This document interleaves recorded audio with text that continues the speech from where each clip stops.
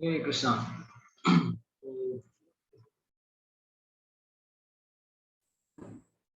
हरे कृष्णा। आवाज आ रही है मेरी? Am I audible? अभी आप लोग बोल सकते हैं।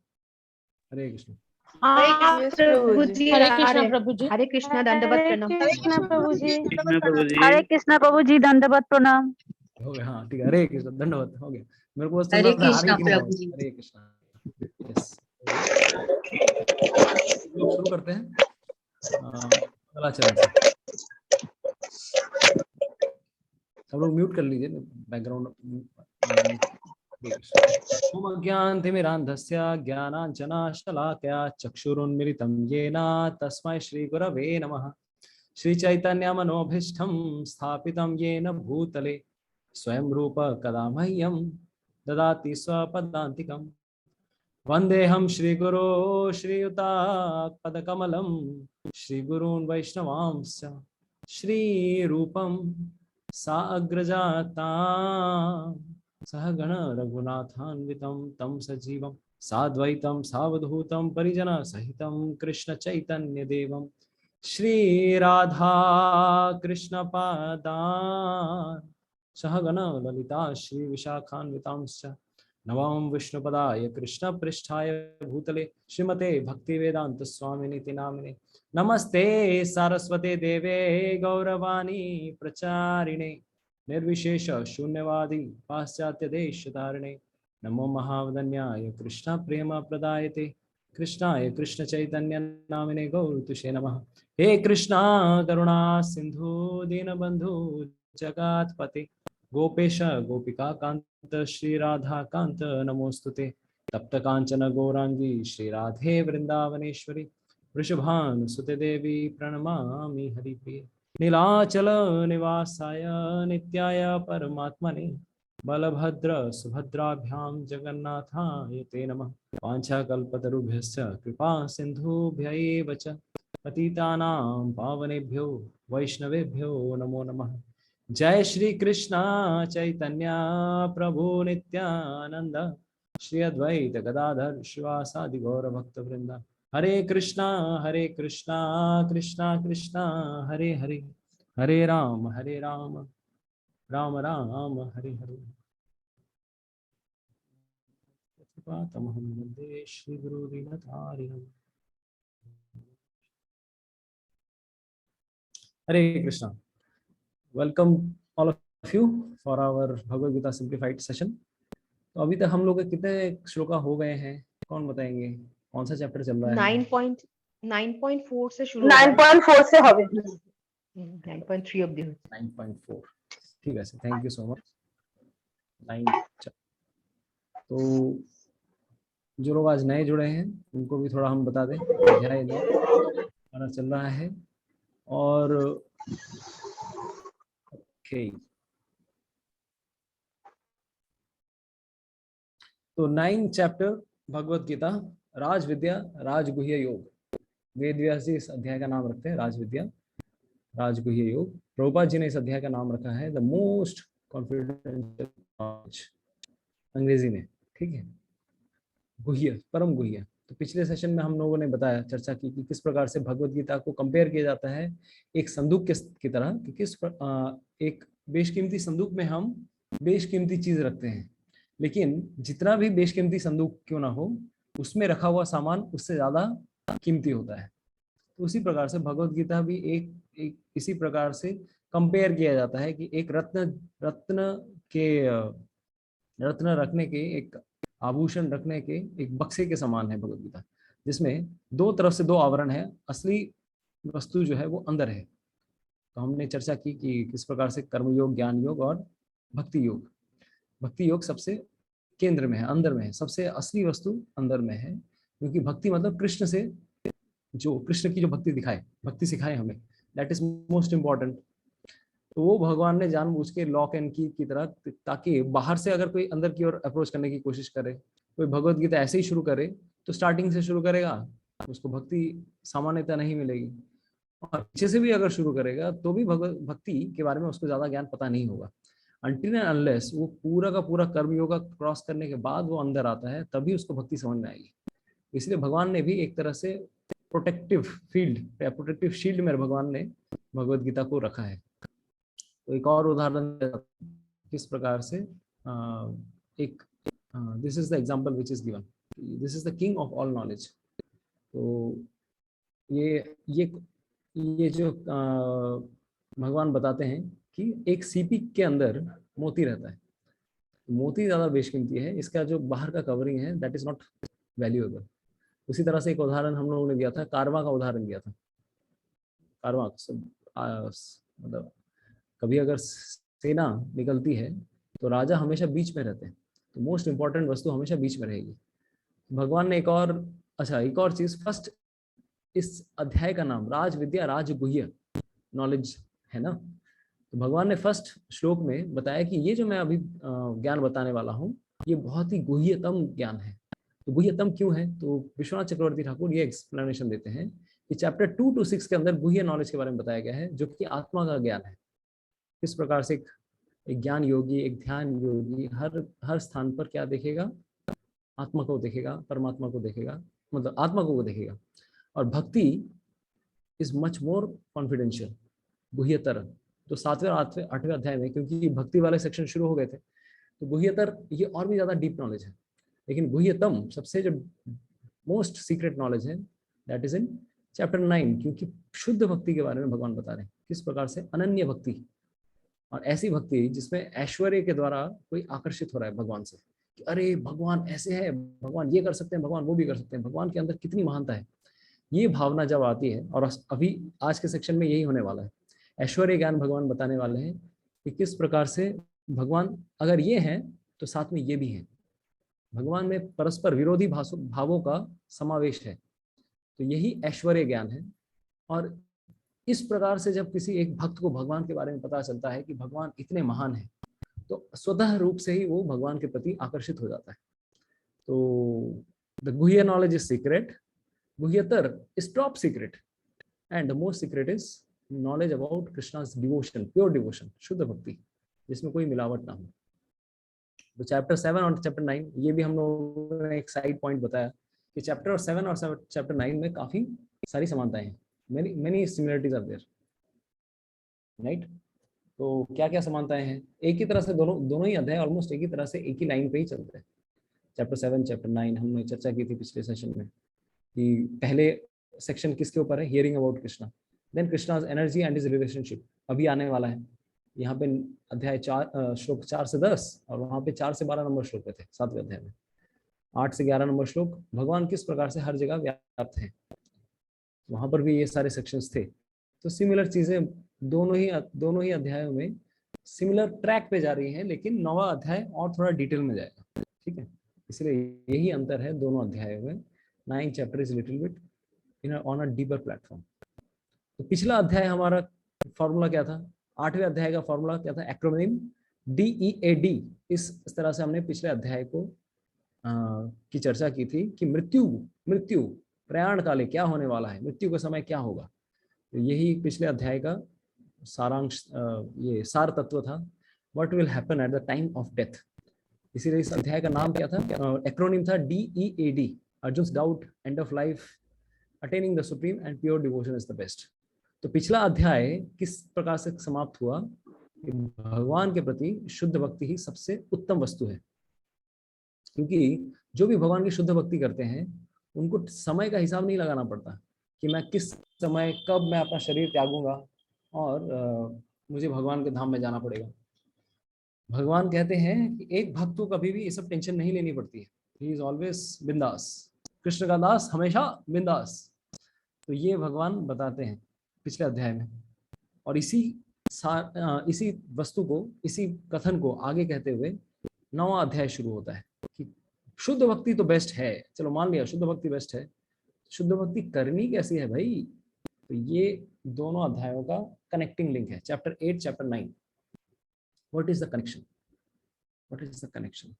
In the previous chapter, Lord Krishna mentioned that a pure devotee solely fixed on performing ananya bhakti unto him surpasses the paths of light and darkness. कभी भी एक शुद्ध भक्त को ये सब सोचना नहीं पड़ता कि मैं कौन से समय में अपना शरीर त्यागने वाला हूँ. He never has to worry about all these things. So in this chapter, Krishna explains how to become such a pure devotee. इस अध्याय में भगवान बताएंगे कैसे ऐसे अनन्य भक्त बनेंगे ताकि सोना खान से निकले, लेकिन शुद्ध कैसे बनेगा, शुद्ध कैसे बनेगा, शुद्ध सोना कैसे बनेंगे, प्यूरिफिकेशन प्रोसेस. तो हम मिश्रित भक्त से शुद्ध भक्त कैसे बनेंगे इस अध्याय में भगवान बता रहे हैं. और इस अध्याय में और भी काफी ज्यादा इंपॉर्टेंट सब्जेक्ट मैटर है. जैसे हमने बताया कि किसी किसी चीज का जो सुबह मतलब अभी हम लोगों ने स्टार्टिंग में ही बताया कि जिस प्रकार से भगवत गीता को कंपेयर किया गया है, कैसे है सैंडविच, दोनों तरफ से मेन चीज अंदर रखी हुई है. और 9वां और 10वां अध्याय तो सबसे ज्यादा क्रक्स होगा उस हिसाब से, क्योंकि सबसे ज्यादा सेंटर में है. अगर 18 अध्यायों का भगवत गीता है तो 9वां और 10वां अध्याय इज द मिडल. सही है कि नहीं? तो अगर मिडल है, हाँ प्रभु जी. हाँ, तो अगर मिडल है तो सबसे ज्यादा डीपेस्ट नॉलेज भी यहीं पे होगा.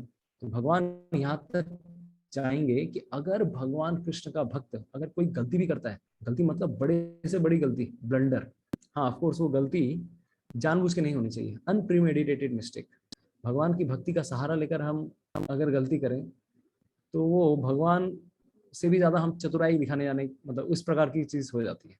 लेकिन यहाँ पर भगवान क्या बता रहे हैं इस अध्याय में, इसीलिए ये अध्याय इतना श्रेष्ठ है ना, कि भाई अगर मेरा भक्त कुछ भी कर दे, बड़े से बड़ा खराब काम भी कर दे, तो भी चूंकि वो भक्ति कर रहा है, मैं उसे शुद्ध करूंगा. मैं उसे शुद्ध करूंगा. Krishna assures that we should never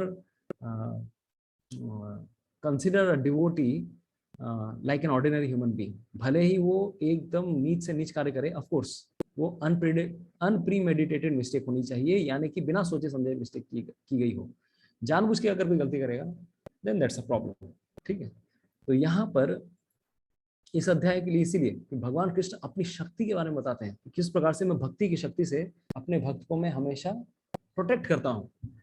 इसीलिए तो ये अध्याय इतना महत्वपूर्ण है, 9 और 10वां अध्याय. इनफैक्ट 10th चैप्टर में तो चतुश्लोकी भगवत गीता भी आने वाली है. 4 श्लोकों में भगवान ने भगवत गीता का सार दिया है. ठीक है. तो चैप्टर 8 किसके बारे में चर्चा करता था कि how to die and the science of death. And in this chapter we will see Bhagavad Gita का सार क्या है, या फिर essence of the Gita, perfection of spiritual practice, ultimate goal of life. ठीक. ओके. तो अब किन्हें देख रहे हैं हम सामने? राजा. यस, राजा. अरे वाह, की बोललेন মাতাজি, পুরো রাজা রাজা. আচ্ছা আপনি তো বললেন না কোনটা গলতি করলে হবে না, গলতিটা কি বলুন, গলতি আসবে 9 চ্যাপ্টার আসবে. এখন দাঁড়ান, চ্যাপ্টার তো রিভিল হবে, কোন গলতি তো आएगा अभी. आगे से एडवर्टाइजमेंट कम ना. विश्वनाथ चक्रवर्ती ठाकुर बहुत सुंदर तरीके से एक्सप्लेन करते हैं कि अगर भक्त क्या क्या गलती करे तो भी भगवान माफ कर देंगे, लेकिन जानबूझ के ना हो. ठीक. वो आएगा इसमें, ग्लोरीज ऑफ भक्ति 9.26 और उस सेक्शन में आने वाला है, लास्ट वाले सेक्शन में. तो हर बार की तरह हर चैप्टर का हम लोग एक्रोनिम बनाते हैं. इस अध्याय का एक्रोनिम क्या है? किंग. क्या? King formula king. तो राजा, तो राजा अपने सिंहासन पे बैठते हैं. तो इस सिंहासन पे दिस इज द राज विद्या राज गुह्य knowledge, king of all knowledge. ऐसा नॉलेज जो शायद ही किसी और शास्त्र में कहीं और मिला हो. हम लोगों ने स्टार्टिंग में क्या बताया कि गीता के अंदर वो सारी चीजें, वेदों में जो भी सारी चीजें हैं वो गीता के अंदर है, लेकिन जरूरी नहीं है कि जो चीज गीता में है वो आपको वेदों में भी मिल जाए. समझ में आया? सारे वेदों में जो चीजें हैं, जो भी ज्ञान है, वो आपको गीता में जरूर मिल जाएगा, लेकिन गीता में जो ज्ञान है वो जरूरी नहीं कि आपको वेदों में भी मिलेगा, क्योंकि कृष्ण कुछ एक्स्ट्रा नॉलेज भी दे रहे हैं भगवत गीता में. And what is that extra knowledge, वो इस अध्याय में हमें पता चलेगा. That's why this chapter is called king of most confidential knowledge. सबको बताना नहीं चाहिए, सिर्फ भक्तों को बताना चाहिए. ये टॉप सीक्रेट है, क्योंकि अभक्तों को बताएंगे तो उनकी ईर्ष्या में वृद्धि होगी, ईर्ष्या में वृद्धि होगी. ठीक है. तो ये हमारा आज का विषय वस्तु है. तो इस प्रकार से KING शुरू होता है. ठीक है. Let's begin. The first part of this chapter was knowledge. भगवान श्री कृष्ण पृष्ठभूमि तैयार करते हैं कि जो मैं बता रहा हूँ अर्जुन, वो कोई सामान्य ज्ञान नहीं है, it is very interesting knowledge. उसके बारे में इंट्रोडक्शन देते हैं कि जो मैं बता रहा हूँ it's not an ordinary knowledge. शायद ही संसार में किसी को ये सारी चीजें पता है। और कौन वो ऐसे व्यक्ति हैं जो इसको समझ पाते हैं? कौन मुझे जान सकता है, कौन मुझे नहीं जान सकता? किसी को याद आ रहा है कौन मुझे जान सकता है? He should be non-envious. Arjuna Yes, was and non-envious and have faith. Faithless people he will not give it to the faithless people. अश्रद्धाधान पुरुषः 9.3 में आता है, और स्टार्टिंग वाले फ्लिप में आते हैं अनुसूयवे, कि मुझसे ईर्ष्या अगर कोई करता है तो भगवान को कोई पहचान नहीं सकता। ये एक प्रॉब्लम आ जाती है, भगवान को कोई जान नहीं पाएगा। और दूसरी एक चीज भी ये भी है कि अरे भगवान ऐसे क्यों कर रहे हैं अपने बारे में खुल खुल के देखो। अगर कोई भी व्यक्ति अपने बारे में अगर ऐसे करने लगे कि अरे मैं इस कंपनी का सीईओ हूँ, मैं इस कंपनी का मालिक हूँ, मैं ये हूँ, मैं वो हूँ, तो अभी स्वाभाविक सी बात है कि कुछ लोग ईर्ष्यालु हो जाएंगे ऐसे व्यक्ति को देखकर। अरे ये कुछ ज्यादा नहीं बोल रहा, अपने बारे में कुछ ज्यादा इंट्रोडक्शन नहीं दे रहा। लगता है कि नहीं लगता है, बताइए। अगर कोई व्यक्ति अपने बारे में बोलने लगे मैं ये हूँ, मैं वो हूँ, मैं ये करता हूँ, मैं वो करता हूँ, पता है मेरे पास कितने जेट्स हैं, मेरे पास 10 प्राइवेट जेट्स हैं, मेरे पास 50 गाड़ियां हैं, अगर कोई व्यक्ति तो ईर्ष्यालु होगा कि नहीं कोई व्यक्ति? What do you think? ईर्ष्यालु होंगे हम लोग?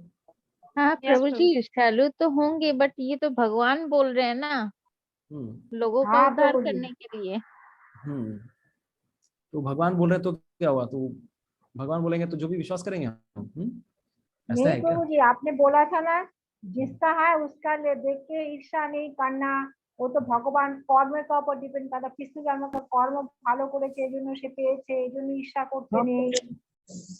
ओके, यहाँ पे हम भगवान के बारे में बता रहे हैं, भगवान ने थोड़ी ना पिछले जन्म में कुछ अच्छा किया है। भगवान जब अपने बारे में बता रहे हैं तो क्या प्रॉब्लम है हमको? हमको बहुत बार प्रॉब्लम हो जाती है, अरे देखो कितने घमंडी हैं ये, अपने बारे में ही बखान किए जा रहे हैं। लगता है कि नहीं? बताइए क्या सॉल्यूशन है? इससे पहले भी हमने प्रभु जी, चर्चा की। भगवान जी का तो उद्देश्य यही है कि लोगों का उद्धार हो, इसलिए वो बता रहे हैं। लेकिन कुछ ईर्ष्यालु व्यक्ति हमेशा कुछ ना कुछ टांग निकालते रहे, टांग बोलते ना बाल की खाल उखाड़ना। अरे तो उन भगवान लोग ने को ये ज्ञान नहीं देना चाहिए। हाँ, ज्ञान नहीं देना चाहिए, लेकिन हमारी हमारी हमारा कथन ये है कि भगवान ये सब बोल रहे हैं, कुछ ज्यादा नहीं बोल रहे हैं अपने बारे में।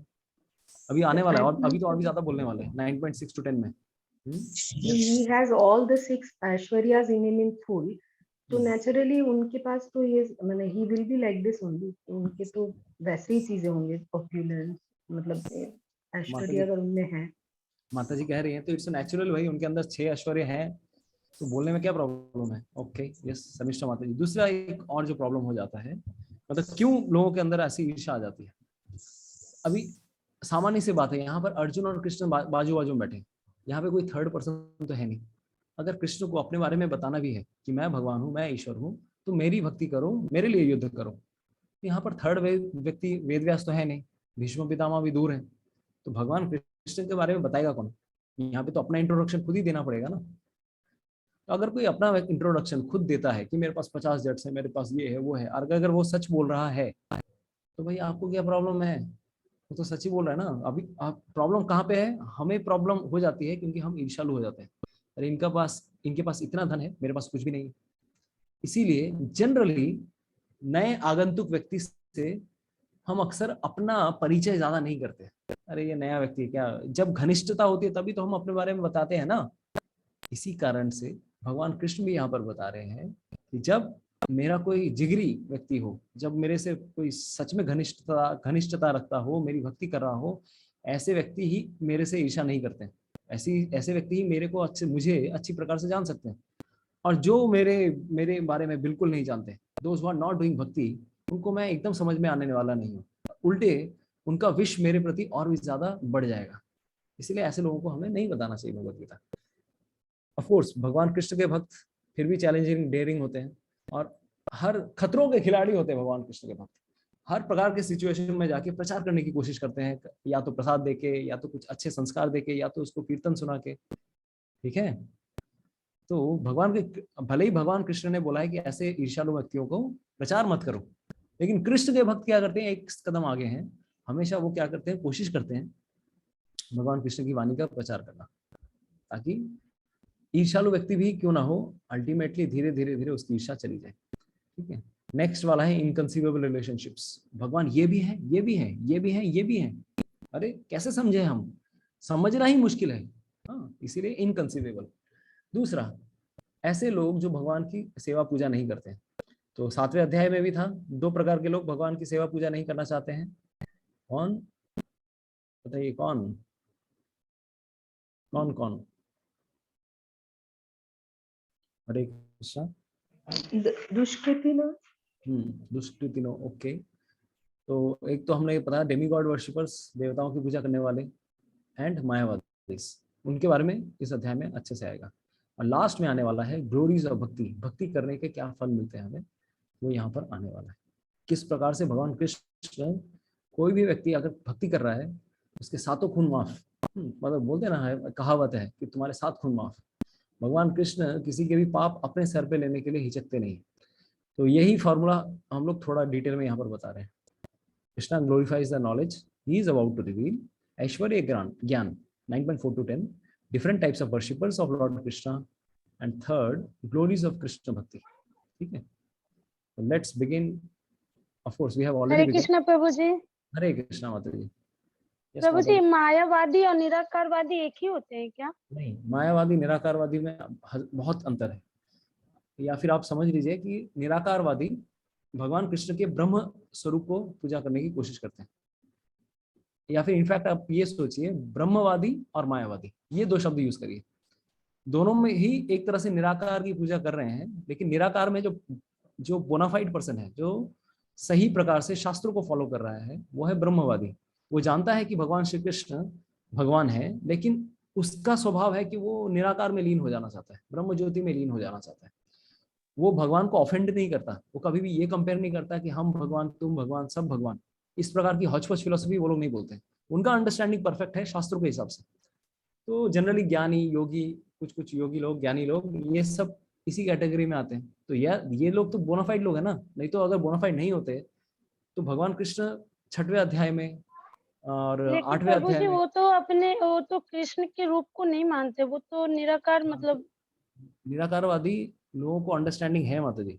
जैसे अगर आपको बताऊं, दूसरे स्कंद में श्रीमद् भागवतम के वहां पर डिस्क्रिप्शन आता है, ये वृत्तांत आता है कि निराकारवादी लोग बेसिकली कौन, ज्ञानी और योगी, उनको अगर मुक्ति चाहिए, उनको पता है उनको विलीन होना है किसमें, भगवान कृष्ण की ब्रह्म ज्योति में, लेकिन ध्यान लगाते हैं किस पे, वो या तो परमात्मा पे लगाएंगे, या तो ना परमात्मा पे लगाएंगे, या तो विराट रूप पे लगाएंगे।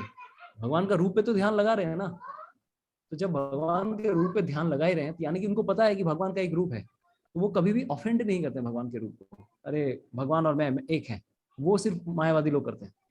तो प्रॉपर ज्ञानी और योगी लोग जो है, उनको पता है कि भगवान अपने धाम में भी रहते हैं, लेकिन उनका ऑटोमेटिक अट्रैक्शन है ब्रह्म के प्रति, शांति चाहिए, शांति। और अनफॉर्चुनेटली कभी उनको अगर किसी भक्त का संग नहीं मिला है, तो इस कारण से और भी ज्यादा हो जाता है ऐसा। सबको तो भक्तों का संग नहीं मिलता ना, तो उनके गुरु भी ऐसे मिल गए जो ज्ञानी हैं, योगी हैं। और समहाउ अनफॉर्चुनेटली जो किताबें भी पढ़ रहे हैं, वो जो शास्त्र भी पढ़ रहे हैं, वो इसी प्रकार के शास्त्र हैं, ज्ञान शास्त्र, योग शास्त्र। तो उनका झुकाव उस एस्पेक्ट के प्रति है, लेकिन इसमें कोई बुराई नहीं है। ऑफ कोर्स भगवान कृष्ण की अगर कोई भक्ति करेगा अच्छी प्रकार से, तो उसको तो उससे भी ज्यादा आनंद मिलेगा कृष्ण के धाम में जाने का। तो ये लोग प्रॉपर है ब्रह्मवादी, यानी कि ब्रह्म की आप उपासना कर रहे हैं, ब्रह्म की ओर जाना है, लेकिन कृष्ण की उपासना करते हैं, कृष्ण की भक्ति करते हैं, कृष्ण के विग्रहों की सेवा भी करते हैं बहुत बार। ठीक है, अष्टांग योगा में नियम है कि नहीं नहीं, प्रभु जी, ध्यान। कल मेरे घर में कोई आए थे, हाँ, तो तो मैं वो पहले 2 कैटेगरी के बारे में बता रहा हूँ। दूसरा कैटेगरी मैं अभी आया नहीं। पहला कैटेगरी जो पुराने युगों में जो लोग शास्त्र फॉलो करते थे, उनके बारे में मैंने बताया। दूसरी कैटेगरी जिनके बारे में आप बता रही है, ठीक है, और जो अक्सर कलयुग में है, they are actually offenders of Lord. भगवान कृष्ण का वो क्या करते हैं, एक तरह से अपमान करते हैं कि हम और भगवान एक हैं। अगर आज कोई बोले कि प्राइम मिनिस्टर और मैं एक हूँ, अरे ये तो प्राइम मिनिस्टर की तौहीन हुई ना, कि मैं एक हूँ, प्राइम मिनिस्टर एक हूँ। अरे तुम्हारी औकात क्या है तुम्हारी, what do you think of yourself? अपने पेट का बावल मूवमेंट कभी कंट्रोल नहीं कर सकते, और बोलते हो कि मैं पूरा ब्रह्मांड कंट्रोल कर रहा हूँ, अभी मैं माया में हूँ, मैं ब्रह्म में लीन हो जाऊंगा तो मैं भगवान बन जाऊंगा। क्या फिजूल की फिलोसफी है ये? अगर भगवान होते तो माया में फंसे कैसे तुम, इस संसार में आए कैसे? इसका तो मतलब ही हो गया कि अब आप अपने बोलते हैं ना टट्टी पेशाब नहीं संभाल सकते हो आप बोलते हो कि मैं भगवान हूँ, है ना? कर लो बात, जी प्रभु लूज मोशन हो जाए, डायरिया हो जाए, तो भगवान हो तो इसको भी कंट्रोल करके दिखाओ। नहीं, अभी हम माया में है। जब माया से निकल जाएंगे, घट आकाश पट फट आकाश, उनका फिलॉसफी है घट आकाश फट आकाश। अभी हम एक घट, मतलब घट के अंदर अगर आकाश है, घट माने जाने बांग्ला है, घट माने घड़ा। अभी घड़े के अंदर आकाश जो है, जो स्पेस बिटवीन द घड़ा है, हम है वो, हमारे अंदर जो ब्रह्म है वो भी एक घड़े के अंदर है, जो शरीर के समान है। और जैसे ही ये घड़ा फट फट जाएगा तो हम बाहर वाले आकाश में विलीन हो जाएंगे। तो ये जो घड़े के अंदर जो स्पेस है वो पूरे आकाश में विलीन हो जाएगा। अरे ले, सुनने में बड़ा मजा आएगा, लेकिन ये फिलॉसफी बेकार फिलॉसफी है। प्रभुपाद हमेशा कहते थे, we a soul is always a soul, नत्वे वाहम जातु नासम नातम नेमे जनाधिपा न जैवा न भविष्यामा सर्वे वयम अतः परम। भगवान श्री कृष्ण भगवद गीता में बता रहे हैं, ऐसा कोई समय नहीं था जब तुम नहीं थे, मैं नहीं था, ये लोग, ये राजा लोग नहीं थे। तो आत्मा हमेशा रहती है, भले ही वो घड़ा फट जाए, ये शरीर फट जाए, लेकिन घट का जो आकाश है वो हमेशा इंडिविजुअल बना रहता है। प्रभुपा जी एक उदाहरण देते थे कि जिस प्रकार से हरा रंग का तोता है, हरा रंग का पक्षी है, और हरे रंग के पेड़ में वो बैठ गया जाकर, तो आप क्या सोचेंगे? अरे वो तो मिल गया ना पेड़ में आके, विलीन हो गया हरे रंग का तोता हरे रंग के पेड़ में जाकर। ऐसा सच में है क्या? वो आपको नहीं दिख रहा है, लेकिन वहां पर उसकी एग्जिस्टेंस तो विद्यमान है ही। वो कभी भी भगवान के समान, वो पेड़ के समान नहीं हो सकता। राइट? तो समझ में जी आया माता प्रभु जी? जी प्रभु जी। ये दो प्रकार के हाँ लोग हैं कलयुग में, सब के सब मायावादी उग्रवादी बोलते हैं, मतलब हमारे अमोघ लीला प्रभु हैं, बोलते हैं मायावादी छायावादी उग्रवादी, ये सब एक ही है। लोग हमेशा नहीं वो बोल भगवान, रहे थे कि मैं गीता का ही ज्ञान देता हूँ सबको। हम वाइट गीता का ही ज्ञान देते हैं, अपना हाँ अपने हिसाब से उल्लू बनाते हैं। अरे भाई, यहाँ पे भगवान बता रहे हैं, मया तदम इदम सर्वम जगत अव्यक्त मूर्ति ना, अभी आने वाला है, मुझ पे ही पूरा जगत टिका हुआ है। आप उस मया शब्द को कैसे आप कंपेयर कर सकते हो? मया मतलब कृष्ण अपने बारे में बोल रहे हैं, he is telling in single form, present tense, मतलब प्रेजेंट नहीं, वो फर्स्ट पर्सन। उस मया तदम इदम सर्वम जगत अव्यक्त मूर्ति ना मस्थानी सर्वभूतानी। तो इस तरह से भगवान कृष्ण बता रहे हैं, मेरे ऊपर ही सब कुछ टिका हुआ है, आप इतना बड़ा झोल में कैसे कर सकते हो भगवत गीता में? तो साक्षात रूप से भगवान कृष्ण आई सेंस में बोल रहे हैं, आई और we, how we can be equal? तो अपना उल्लू तो कुछ भी सीधा कर सकते हैं। इस संसार में लोग भगवान कृष्ण की भगवत गीता के ऊपर रखकर, बंदूक रखकर गोली चला रहे हैं, अपना कुछ भी फिलोसफी डाल देते हैं उसमें। ये प्रॉब्लम है। जी तो इसीलिए पिछले सेशन में हमने यही बताया, भगवत गीता को बहुत सारे लोगों ने तोड़ा मरोड़ा बहुत कुछ है, और खास करके शंकराचार्य के फिलोसफर्स ने। ऑफकोर्स शंकराचार्य स्पेशल मिशन में आए थे, वो भगवान के भक्त हैं, लेकिन ऐसे असुरों को, कलयुग के असुरों को कंफ्यूज करने के लिए उन्होंने ऐसी फिलोसफी दी है, ताकि तू बेटा और कंफ्यूज हो, तू एक तो है ही असुर, तू और बड़का असुर बन। ठीक है, ये इसीलिए शंकराचार्य ने, और ये लोग असुर ही हैं, भले ही मम भोले तिलक लगा कर आए हैं, गेरुआ कपड़ा पहन के आए हैं, लेकिन सबसे बड़े असुर हैं, क्योंकि आसुरिक मानसिकता है, ये भगवान बनना चाहते हैं, भोग करना चाहते हैं सबसे बड़ा। हाँ, यहाँ पे बहुत कठिनाई है, यहाँ पर बहुत कष्ट है, हम ब्रह्म में लीन हो जाएंगे। अरे तू बेटा कहीं नहीं जाने वाला, तू नरक में जाने वाला है, क्योंकि ब्रह्मवादी लोग वो कभी भगवान का अपमान नहीं करते हैं। तुम अपमान कर रहे हो, तुम कहते हो कि भगवान के हाथ नहीं है, पैर नहीं है, भगवान निराकार है, भगवान की जीवा नहीं है, भगवान के कान नहीं है। अरे बोल दे भाई भगवान नहीं है। नहीं, हमने कब कहा कि भगवान नहीं है? भगवान है, लेकिन उनके हाथ नहीं है, पैर, तुमने हाथ पैर काट, सर आंखें सब तो काट दी। तो इतने बड़े तुम एक नंबर के डफर व्यक्ति हो कि तुम भगवान के एग्जिस्टेंस को भी तुम नकार रहे हो। तो किस प्रकार से हम तुमको समझे कि तुम साधु हो? साधु के वेश में तुम रावण हो, रावण भी साधु का वेश लेकर आया था। बट ऐसे बहुत सारे लोग हैं कलयुग में जो ऊल जलूल की फिलोसफी देकर हमें भ्रमित।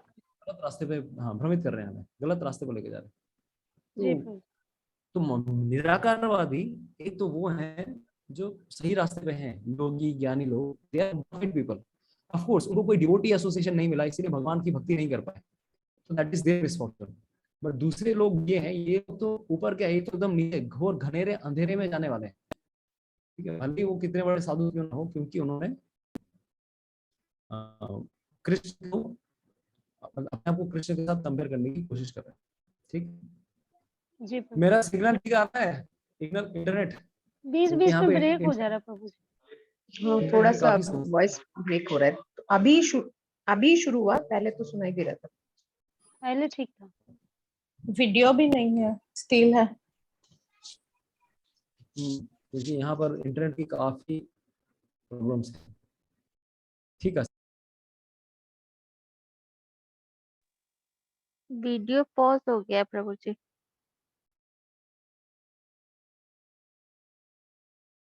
उनका शायद कनेक्शन गया क्योंकि लेफ्ट लिखा। আপনাকে দেখতেই পাচ্ছি না। না, আমার মনে হয় উনি কানেকশন একদমই ইয়ে হয়ে গেছে, কেন না লেফট লিখেছে। গো।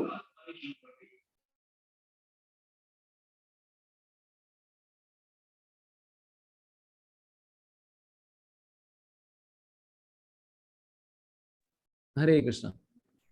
यहाँ पे इंटरनेट की कुछ हरे समस्या कृष्ण। है गौशाला में, इसीलिए थोड़ी दिक्कतें आ रही हैं। ठीक है, हरी बोल। Next we should start 9.123। हम लोगों ने ये पिछले सेशन में चर्चा की। भगवान कृष्ण शुरू करने के पूर्व इस जो बताने वाले हैं उसको ग्लोरी करते हैं। क्या बताने वाला हूँ, what is the importance of this knowledge. तो ये भगवान ने बताया कि भगवान को अगर जानना है तो दो चीजें जरूरी है, non envy and faith. Faith third number श्लोक में भगवान बताएंगे कि भगवान पर विश्वास होना बहुत जरूरी है, श्रद्धा होनी बहुत जरूरी है। इदम तु ते गुह्यतमं प्रवक्ष्यामि अनसूयवे ज्ञानम विज्ञानम सहितम यद ज्ञात्वा मोक्षसे अशुभात्। तुमको मैं क्यों बता रहा हूँ अर्जुन, क्योंकि तुम मेरे से ईर्ष्या नहीं करते हो। नेक्स्ट, तो नेक्स्ट श्लोक में भगवान बताते हैं राज विद्या राजगुह्यम पवित्रम इदम उत्तमम प्रत्यक्षावगमम धर्म्यम सुसुखम कर्तुम अव्ययम। ये जो मैं बताने वाला हूँ ना अर्जुन, भक्ति के बारे में, ये बहुत ही इंपॉर्टेंट नॉलेज है। सुसुखम कर्तुम अव्ययम, it is always blissfully performed. कभी भी किसी को कष्ट नहीं आता है इसमें, हमेशा आनंद ही आनंद है इस रास्ते पर। ऑफ कोर्स हम अपने कंडीशन स्टेज में भक्ति करने में भी हमें दिक्कत आती है, बट फ्यूचर में there will be no problem. जैसे जैसे अनर्थ निवृत्ति होती है, there will be no problem. And next Krishna says अश्रद्धाधान पुरुषम धर्मस्यास्य परंतपा। ये ज्ञान जो है श्रद्धाहीन व्यक्तियों को नहीं देना चाहिए, क्योंकि क्योंकि उनकी भगवान कृष्ण के प्रति फेथ नहीं है, श्रद्धा नहीं है। तो एक काफी इंपॉर्टेंट कहानी आती है जो मैंने पिछले अध्याय में, पिछले सेशन में नहीं बताई थी।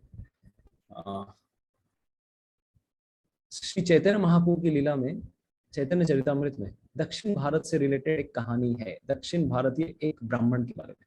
किसी को पता है वो कहानी के बारे में, जिसमें श्रद्धा कितनी जरूरी है उसके बारे में बताया गया है। किसी को पता है? हरे कृष्ण प्रभु जी। यस क्या है माता जी? अंजना माता जी। सर मिश्रा माता जी हैं बोलो। अंजना माता जी। ना ना शर्मिष्ठा। अंजना माता जी। आवाज नहीं आ रही। अंजना माता जी। अंजना माता जी, হ্যাঁ माता जी बोलो। মানে ওই ব্রাহ্মণ এত ভক্তি ছিল ওনার যে উনি ফার্স্টে পেজেই মানে গীতাটা উল্টো করে রেখেছিল, আর ওটাতেই উনি এত কাঁদছিলেন। তখন মহাপ্রভু বলছিলেন যে তুমি এরকম কাঁদছো কেন? তখন বলছি যে ভগবান এত দয়ালু যে উনি আপনার কি মানে ভক্তের সারথি হয়ে আছেন আর কি। কৃষ্ণ ওনাকে লাথিও মারছিলেন।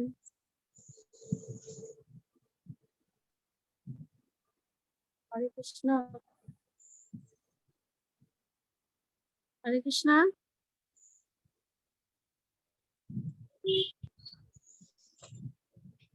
আমি এক কাজ করছি, একটু আমি নেটওয়ার্কটা একটু চেঞ্জ করছি, ঠিক আছে? অথবা নেটওয়ার্ক চেঞ্জ করতে হবে। দেখতে পাচ্ছি না প্রভুজি আপনি।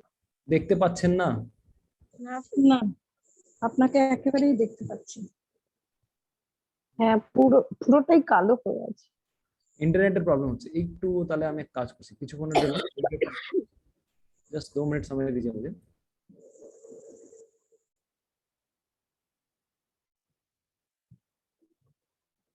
হরে কৃষ্ণ কৃষ্ণ কৃষ্ণ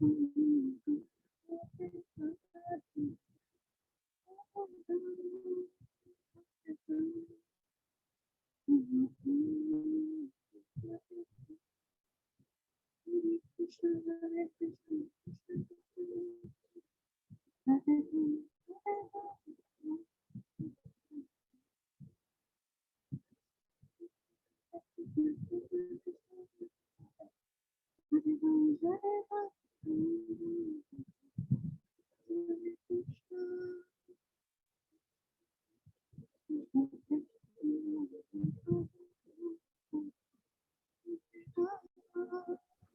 कृष्णा कृष्णा कृष्णा हरे हरे, हरे राम राम राम राम। अभी आ रही है आवाज? हाँ हाँ, प्रभु जी, प्रभु अब जी, ये आ आ भी रही है, आपको देख भी पा रहे हैं। देख भी पा रहे हैं? नहीं देख पा रहे हैं। हरे कृष्णा। দেখতে পাচ্ছি। ওকে, আমি বুঝতে পারছি না এখানে আমার, দেখুন গোশালার ইন্টারনেট কানেকশন খুব ইয়ে, কারণ এখানে কোনো ব্রডব্যান্ড নেই, আমরা कनेक्ट करी थ्रू वाईफाई, मैंने इंटरनेट फ्रॉम जियो या कुछ लोकल, तो सिग्नल नहीं आता ठीक से यहाँ पर थोड़ा गौशाला में। अभी भी दिक्कत आ रही है मेरे ख्याल से, राइट? मैं एक काम करता हूँ, मैं अपना वीडियो ऑफ करता हूँ। এবার শুনতে পাচ্ছেন? হরে কৃষ্ণ। আমি ভিডিও प्रभु जी सुनते पाচ্ছি प्रभु जी। ভিডিও অফ করে আমি ক্লাস দেখি, ঠিক আছে? হরে কৃষ্ণ।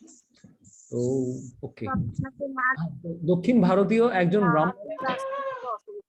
ঘটনা ছিল, কেউ জানেন সেই ঘটনার ব্যাপারে? হ্যাঁ হ্যাঁ, বললাম তো প্রভুজি, বলুন। দক্ষিণ ভারতীয় এক দক্ষিণ ভারতীয় এক ব্রাহ্মণ ছিলেন।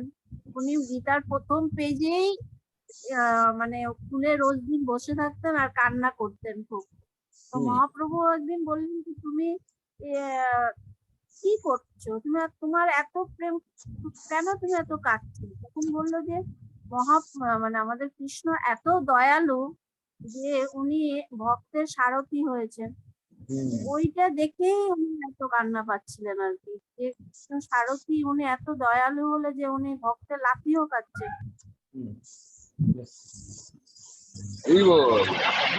बेसिकली ये एक कहा ये जो इंस्टेंस आता है, ये कहाँ पर आता है? दक्षिण भारत में जब श्री चैतन्य महाप्रभु श्रीरंगम वहां गए थे, तो there Shri Chaitanya Mahaprabhu met a brahmana at the temple, at the entrance of Srirangam temple. तो उस मंदिर के बाहर एक ब्राह्मण हर दिन आंखों से अश्रु की धारा बह रही है, आसपास के ब्राह्मण लोग हंस रहे हैं उसके ऊपर। अरे भाई तू संस्कृत पढ़ रहा है, रो भी रहा है और उच्चारण भी सही से नहीं कर रहा है, तो ऐसा तो क्या तुझे क्या आनंद आ रहा है तुझे? What you are reading? अरे तो हर दिन मजाक उड़ाते थे उसके ऊपर, तुम ठीक से पढ़ ही नहीं पा रहे हो, व्हाट काइंड ऑफ ब्राह्मणा यू आर, आप ब्राह्मण हो, संस्कृत उच्चारण नहीं कर सकते। तो ये सुनकर वो उनकी बात को महत्व नहीं देता था, वो अपना पढ़ाई करता रहता था। तो आगे चल के फिर चैतन्य महाप्रभु जब आए, उनसे पूछा अरे तुमको क्या लग रहा है, क्या व्हाट यू आर थिंकिंग? तो चैतन्य महाप्रभु को वो बताते हैं, मैं जब भी भगवत गीता के पन्ने पलटता हूँ, मुझे सिर्फ ये याद आता है कि भगवान श्री कृष्ण पार्थ सारथी बनकर रथ चला रहे हैं अर्जुन का, वो चेहरा दिखने लगता है। तो चैतन्य महाप्रभु ने क्या बताया? असल में तुमसे बढ़कर भगवत गीता किसी और ने नहीं समझी है। Nobody has heard about Bhagavad Gita like you। तुम्हारे जैसा कोई भक्त होगा ही नहीं संसार में, क्योंकि तुमने भगवान कृष्ण का मनोभाव समझ लिया है, भगवान कितने भक्त वात्सल्य हैं, यू हैव अंडरस्टूड। ये पंडित लोग नहीं समझे। भगवत गीता को समझने के लिए भक्ति चाहिए। आप पांडित्य से भगवत गीता नहीं समझ सकते, कृष्ण को नहीं समझ सकते, बड़े बड़े पंडित होकर भी लोग नहीं समझ पाते। तो ये समझना है कि भगवत गीता का भाव क्या है, समझना कि हम भगवान को अगर समझना है थ्रू भक्ति, थ्रू फेथ। और चूंकि इस व्यक्ति का फेथ किसके ऊपर था? फेथ था कि उनके गुरु के वाक्यों के ऊपर। अगर किसी व्यक्ति का अपने गुरु के ऊपर और शास्त्रों के ऊपर श्रद्धा है, ऑटोमेटिकली उसको कृष्ण भगवान मिलेंगे ही मिलेंगे। He will be able to know about Lord Krishna. ठीक है, तो ये यहाँ पर इस संदर्भ में मुझे ये बात कहनी थी कि अनुसूयवे और अश्रद्धाधान पुरुषा अप्राप्य माम, अगर जिनकी श्रद्धा नहीं है उनको मैं कभी नहीं मिलने वाला। तो ये श्रद्धा की एक कहानी है। अच्छा, एक और चीज इसी संदर्भ में, इस 9वें अध्याय के दूसरे नंबर श्लोक में भगवान श्री प्रभुपाद जी ने एक उदाहरण दिया है। किनका उदाहरण दिया है? एक महान भक्त हुए, उनके बारे में श्री प्रभुपाद जी बताते हैं। बताइए किनके बारे में, बताइए। अच्छा, ये वाला मैंने पिछले क्लास में बताया था। ये कोई पढ़ना चाहेंगे? कोई पढ़ेंगे? यही इसी संदर्भ में दिख रहा है। मेरी आवाज आ रही है? हरे হ্যাঁ कृष्ण। আপনি প্রভুজি আসছে এটা কেউ পড়বেন? হ্যাঁ পড়বো টেক্সট পড়ুন। The Sanskrit words Anushuave in this verse is also very significant. Generally, the commentators, even if they are highly scholarly, are all envious of Krishna, the supreme personality of Godhead. Even the most erudite Scholars. scholars write on Bhagavad Gita very inaccurately because they are envious of Krishna. Their commentaries are useless. The commentaries given by devotees of the Lord are bona fide. No one can explain Bhagavad Gita or give perfect knowledge of Krishna if he is envious. One who criticizes the character of Krishna without knowing him is a fool. So such commentaries should be very carefully avoided. BG 9.1. Yes, Bhagavad Gita 9.1 के तात्पर्य में प्रभुपाद जी बता रहे हैं। तो कभी कभार क्या होता है, हम लोग भगवद गीता यहाँ पे तो चलो हमको समझ में आ गया, कुछ लोग अभी প্রভুজি भी 5टे কার ছবি ছিল। फिलोसोफर बड़े बड़े मतलब बोलते हैं ना कि पीएचडी स्कॉलर्स हैं, वो लोग अपने आप को बताते हैं कि हम जीव गोस्वामी की कमेंट्री पढ़ रहे हैं, कृष्ण की रासलीला के ऊपर हमने पीएचडी की हुई है, लेकिन अल्टीमेटली ईर्ष्या भरी हुई है उनके अंदर। तो ये एक सिंबॉलिक पिक्चर था कि अपने आप को बड़े बड़े स्कॉलर समझने से कृष्ण को नहीं समझ सकते आप। तो पिछले क्लास में हम लोगों ने बताया, एक कहानी बताई थी प्रोफेसर मेबी की, कि उनका नाम में भी है और काम भी में भी है, बड़े बड़े चर्चों में जाके वो लेक्चर दे रहे हैं, लेकिन मन में क्या है, मन में भगवान के ऊपर कोई विश्वास नहीं है। ठीक है, तो ऐसे लोग भरे पड़े हैं इन संसार में। और बहुत बार ऐसा होता है कि भक्ति में आने के बावजूद भी हम लोग भगवान को जानने के लिए इधर उधर की किताबें पढ़ते हैं कि, और देयर आर मैनी वेल मतलब बोलते ना, उनकी ऐसे ऐसे प्रतियां बिकी हैं, रामायण के ऊपर बुक्स लिखी है उन्होंने, ऐसे ऐसे स्कॉलर्स ऑथर्स हैं, स्कॉलर नहीं है ऑथर हैं, और कुछ मिर्च मसाला लगा के पूरी की पूरी कहानी बदल के उन्होंने रामायण प्रस्तुत की है, सीता के बारे में बताया, और पूरा आपको ट्रेन में जाएंगे कहीं पर भी जाएंगे उनकी किताबें दिखेंगी। मैं नाम नहीं बता रहा हूँ, आप समझ जाइए, ऐसे लोग हैं बहुत सारे, बड़े बड़े डॉक्यूमेंट्रीज में वो आते हैं और अपने आप को बोलते हैं हम पटनायक हैं, पटनायक। ठीक है, लेकिन भक्ति का लेश मात्र भी नहीं है, और कमेंट्री देते हैं गीता के ऊपर, लिखते हैं माई गीता, ये मेरी गीता है। अरे तेरी गीता कहाँ से है? गीता तो भगवान कृष्ण की संपत्ति है, तू अपना कहाँ से अपनी कमेंट्री देने जा रहा है? तो ऐसे नाकारा लोग इस संसार में हैं जो, और ऑफ कोर्स इनको फेम भी मिल जाता है और लोग भी इन्हीं की किताबें पढ़ रहे हैं और लोग समझने लगते हैं कि ये जो कह रहे हैं सही कह रहे हैं। राम जी की निंदा करेंगे, रावण को हीरो बनाएंगे, आजकल की सिनेमा टीवी सीरियल हर जगह ऐसी चीजें भरी हुई हैं। तो ऐसे ईर्ष्यालु व्यक्तियों की किताबें पढ़ेंगे, और बहुत बार लोग, मैं देखता हूँ भक्ति में आने के बावजूद भी इधर उधर की बुक्स पढ़ रहे हैं जिसमें भक्ति का लेश भी नहीं है, वो आपको हृदय में भक्ति कैसे दे सकता है? तो ये सब चीजों से हमें हमेशा सतर्क रहना चाहिए, हम कहाँ से पढ़ रहे हैं कृष्ण के बारे में। We should always be eager to hear from a devotee. अगर कोई भक्त गलत इन्फॉर्मेशन भी दे रहा है आपको, कुछ टेक्निकल इन्फॉर्मेशन कभी कभार भक्त लोग गलत बता देते हैं, तो भी कोई प्रॉब्लम नहीं है, क्योंकि उसका तथ्य जरूर, अगर वो कोई एक्स्ट्रा इन्फॉर्मेशन गलत दे रहा है ठीक है, लेकिन उसका कॉन्सेप्ट क्लियर है। दूसरी जगह पे कोई तथ्य सही बता रहा होगा, अरे ये कथा उन्होंने सही बताई, लेकिन उसका कॉन्सेप्ट ही गलत है, कि वो कह रहा है कि वो उसके अंदर भाव ये है कि मैं कृष्ण हूं, मैं कृष्ण बन जाऊंगा, मरने के बाद मेरी मुक्ति हो जाएगी, मैं कृष्ण बन जाऊंगा और मैं भी रासलीला रचाऊंगा। ऐसे व्यक्ति से अगर कथा सुनेंगे, भले ही उसके कहानी में कोई गड़बड़ नहीं है, लेकिन उसके कॉन्सेप्ट में गड़बड़ी है, तो आपके हृदय में भी वो विष डालने वाला है। इसीलिए एक कहावत आती है, एक बात आती है, श्री सनातन गोस्वामी कहते हैं, अवैष्णव मुखोद्गीर्णम पूतम विश्व, मतलब ये कभी भी अगर हम अवैष्णव लोगों से अगर सुनते हैं, वो सांप के मुंह में, सांप को अगर दूध पिलाएं तो दूध अगर आप पिएंगे, दूध अमृत तुल्य है, लेकिन सांप ने अगर उस दूध को पी लिया है तो वो क्या बन जाएगा? विष बन जाएगा। यस, विष बन जाएगा। तो ऐसे विष को अगर आप पिएंगे, और यार ये तो दूध है, हम तो कृष्ण के बारे में ही सुन रहे हैं, इसीलिए ऐरे गहरे नत्थु फेरे से ना तो राम कथा सुननी चाहिए ना तो कृष्ण कथा सुननी चाहिए, क्योंकि उसका कॉन्सेप्ट ही गड़बड़ है। और अगर कोई सही भक्त है, कृष्ण भक्त है, भले ही वो ठीक से नहीं बोल पा रहे, उसकी वाणी में उसकी कुछ शायद वो उसकी कला नहीं है, लेकिन फिर भी चूंकि वो कृष्ण का भक्त है, उसके हृदय से कृष्ण की भक्ति ही निकलेगी और आपके हृदय में जाएगी। प्रविष्ट कर्ण रंध्रे ना, हाँ, तो कर्ण के रंध्र से घुस के हृदय में जाएगी, तो वो भक्ति का प्रसार करेगी। तो ये हमें हमेशा समझना चाहिए। ऐसी कभी भागवत कथा में पहुंच जाते हैं, रोते धोते हुए आते हैं, अरे कृष्ण वृंदावन छोड़ के चले गए, कृष्ण वृंदावन छोड़ के चले गए। अरे 2 दिन रोएंगे, उसके बाद क्या होगा? कोई भक्ति नहीं आने वाली, क्योंकि ये लोग भी नाटक करने के लिए आते हैं। वो म्यूजिक लगा देंगे, ये लगा देंगे, तो बहुत तरह से वो हरि कथा करते हैं, लेकिन चूंकि उनके अंदर हरि कथा का, हरि के प्रति कोई आकर्षण नहीं है, वो आकर्षण हमें दे भी नहीं सकते। उनकी कथा पूर्ण रूप से बेकार है, भले ही वो वही भागवत कथा कर रहे हैं जो भक्त लोग भी कर रहे हैं। इसलिए कौन सा सोर्स है वो बहुत इंपॉर्टेंट है। तो अभी यहाँ पे हम 1 सेकेंड, तो यहाँ पर हम साउंड के साथ थोड़ा देखेंगे।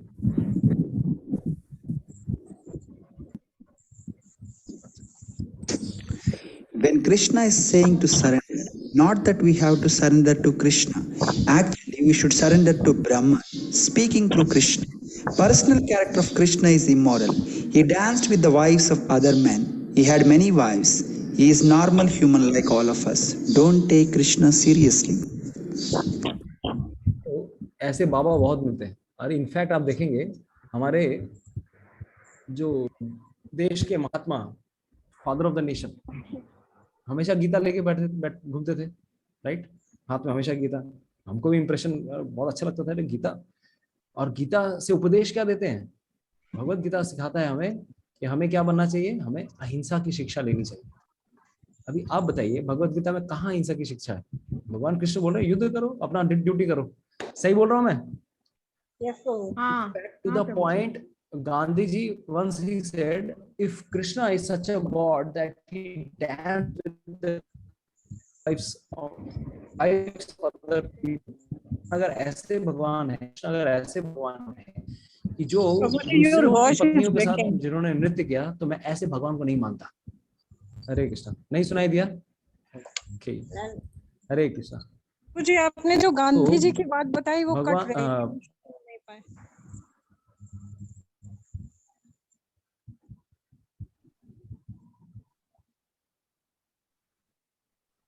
बेसिकली प्रभुपाद जी बोलते हैं कि गांधी जी ने कहा कि अगर कृष्ण ने वाकई में 16,000 गोपियों के साथ नृत्य किया, दूसरों के साथ नृत्य किया है, तो मुझे हिंदू होने पे भी शर्म आती है। ऐसा स्टेटमेंट गांधी जी ने दिया, क्योंकि बहुत ही मतलब शर्मदायक स्टेटमेंट है।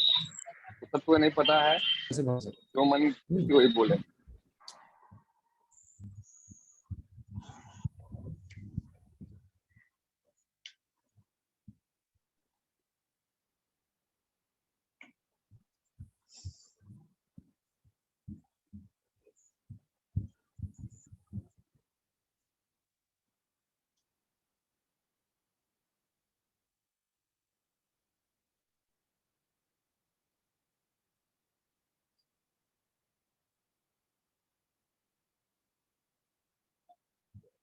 हरे कृष्णा। अभी आ रही है आवाज? हाँ प्रभु जी, आवाज आ रही है। चेहरा देखते बच्चे। तो हम आवाज आ रही है प्रभु, किंतु डिस्टर्बेंस আছে प्रभु जी नेटवर्क के। यस, बेसिकली मैं ये कहना चाह रहा हूँ कि चूंकि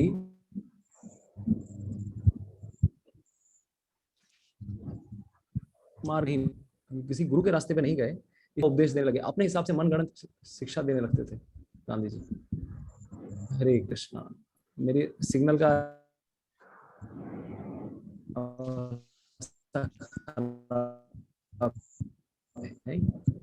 हरि बोल।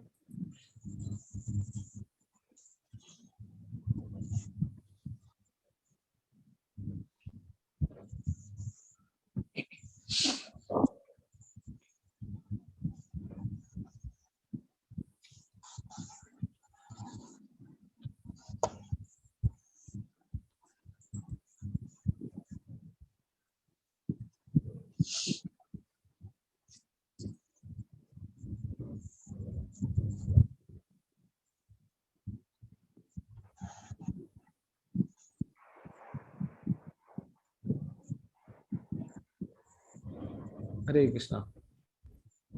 हरि बोल। हाँ प्रभु अभी सुनाई दिया। यहाँ पे कुछ इंटरनेट की ज्यादा इश्यूज हैं। तो बेसिकली गांधी जी ने भी किसी गुरु का आश्रय नहीं लिया था और अपने मन गढ़ंत स्पेकुलेशन से सारी शिक्षाएं देने की कोशिश की। ये प्रॉब्लम है कि कृष्ण को नहीं समझ सकता है कोई नॉर्मल व्यक्ति। अरे भगवान श्री कृष्ण अनंत ब्रह्मांडों के नायक हैं। सारी जितनी भी आत्माएं हैं इस जगत में सब भगवान कृष्ण की ही शक्ति है। तो अगर वो भगवान कृष्ण किसी और की पत्नी के साथ भी अगर नृत्य, कृष्ण का ही क्या है, अंश है ना। जैसे अगर मैं उदाहरण दूं, आज मैं अगर ये मेरी उंगली है, किसकी उंगली है, मैं इस उंगली को मैं कान से खुलाता हूँ। मेरी उंगली, मैं अगर मेरी उंगली है, मैं कुछ भी करूँ, अपनी उंगली से मैं कान को हिलाऊं, क्या प्रॉब्लम है? हरे कृष्णा।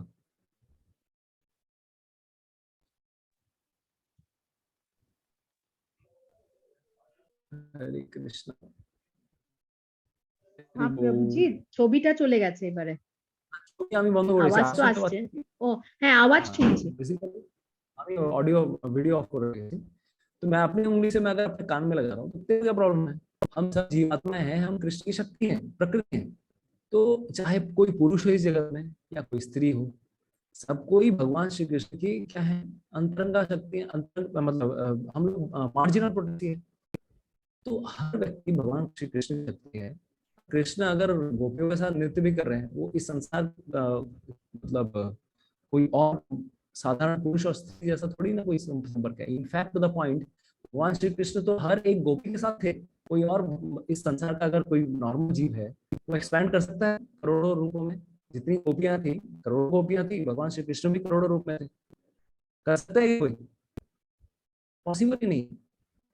तो अगर इसका मतलब क्या हुआ, बड़े से बड़े नाम से महात्मा बढ़ गया है, लेकिन उनको conceptually they have lot of problems, क्योंकि उन्होंने गुरु की शेल्टर नहीं ली। Right, that is a problem. तो यहाँ पर भगवत गीता को कैसे अप्रोच करना है, अनुसूय हमें एंगेज नहीं होना चाहिए और गुरु सही शिक्षा, सही प्रामाणिक परंपरा से ज्ञान लेना है। अगर परंपरा प्रॉपर नहीं है तो क्या होगा?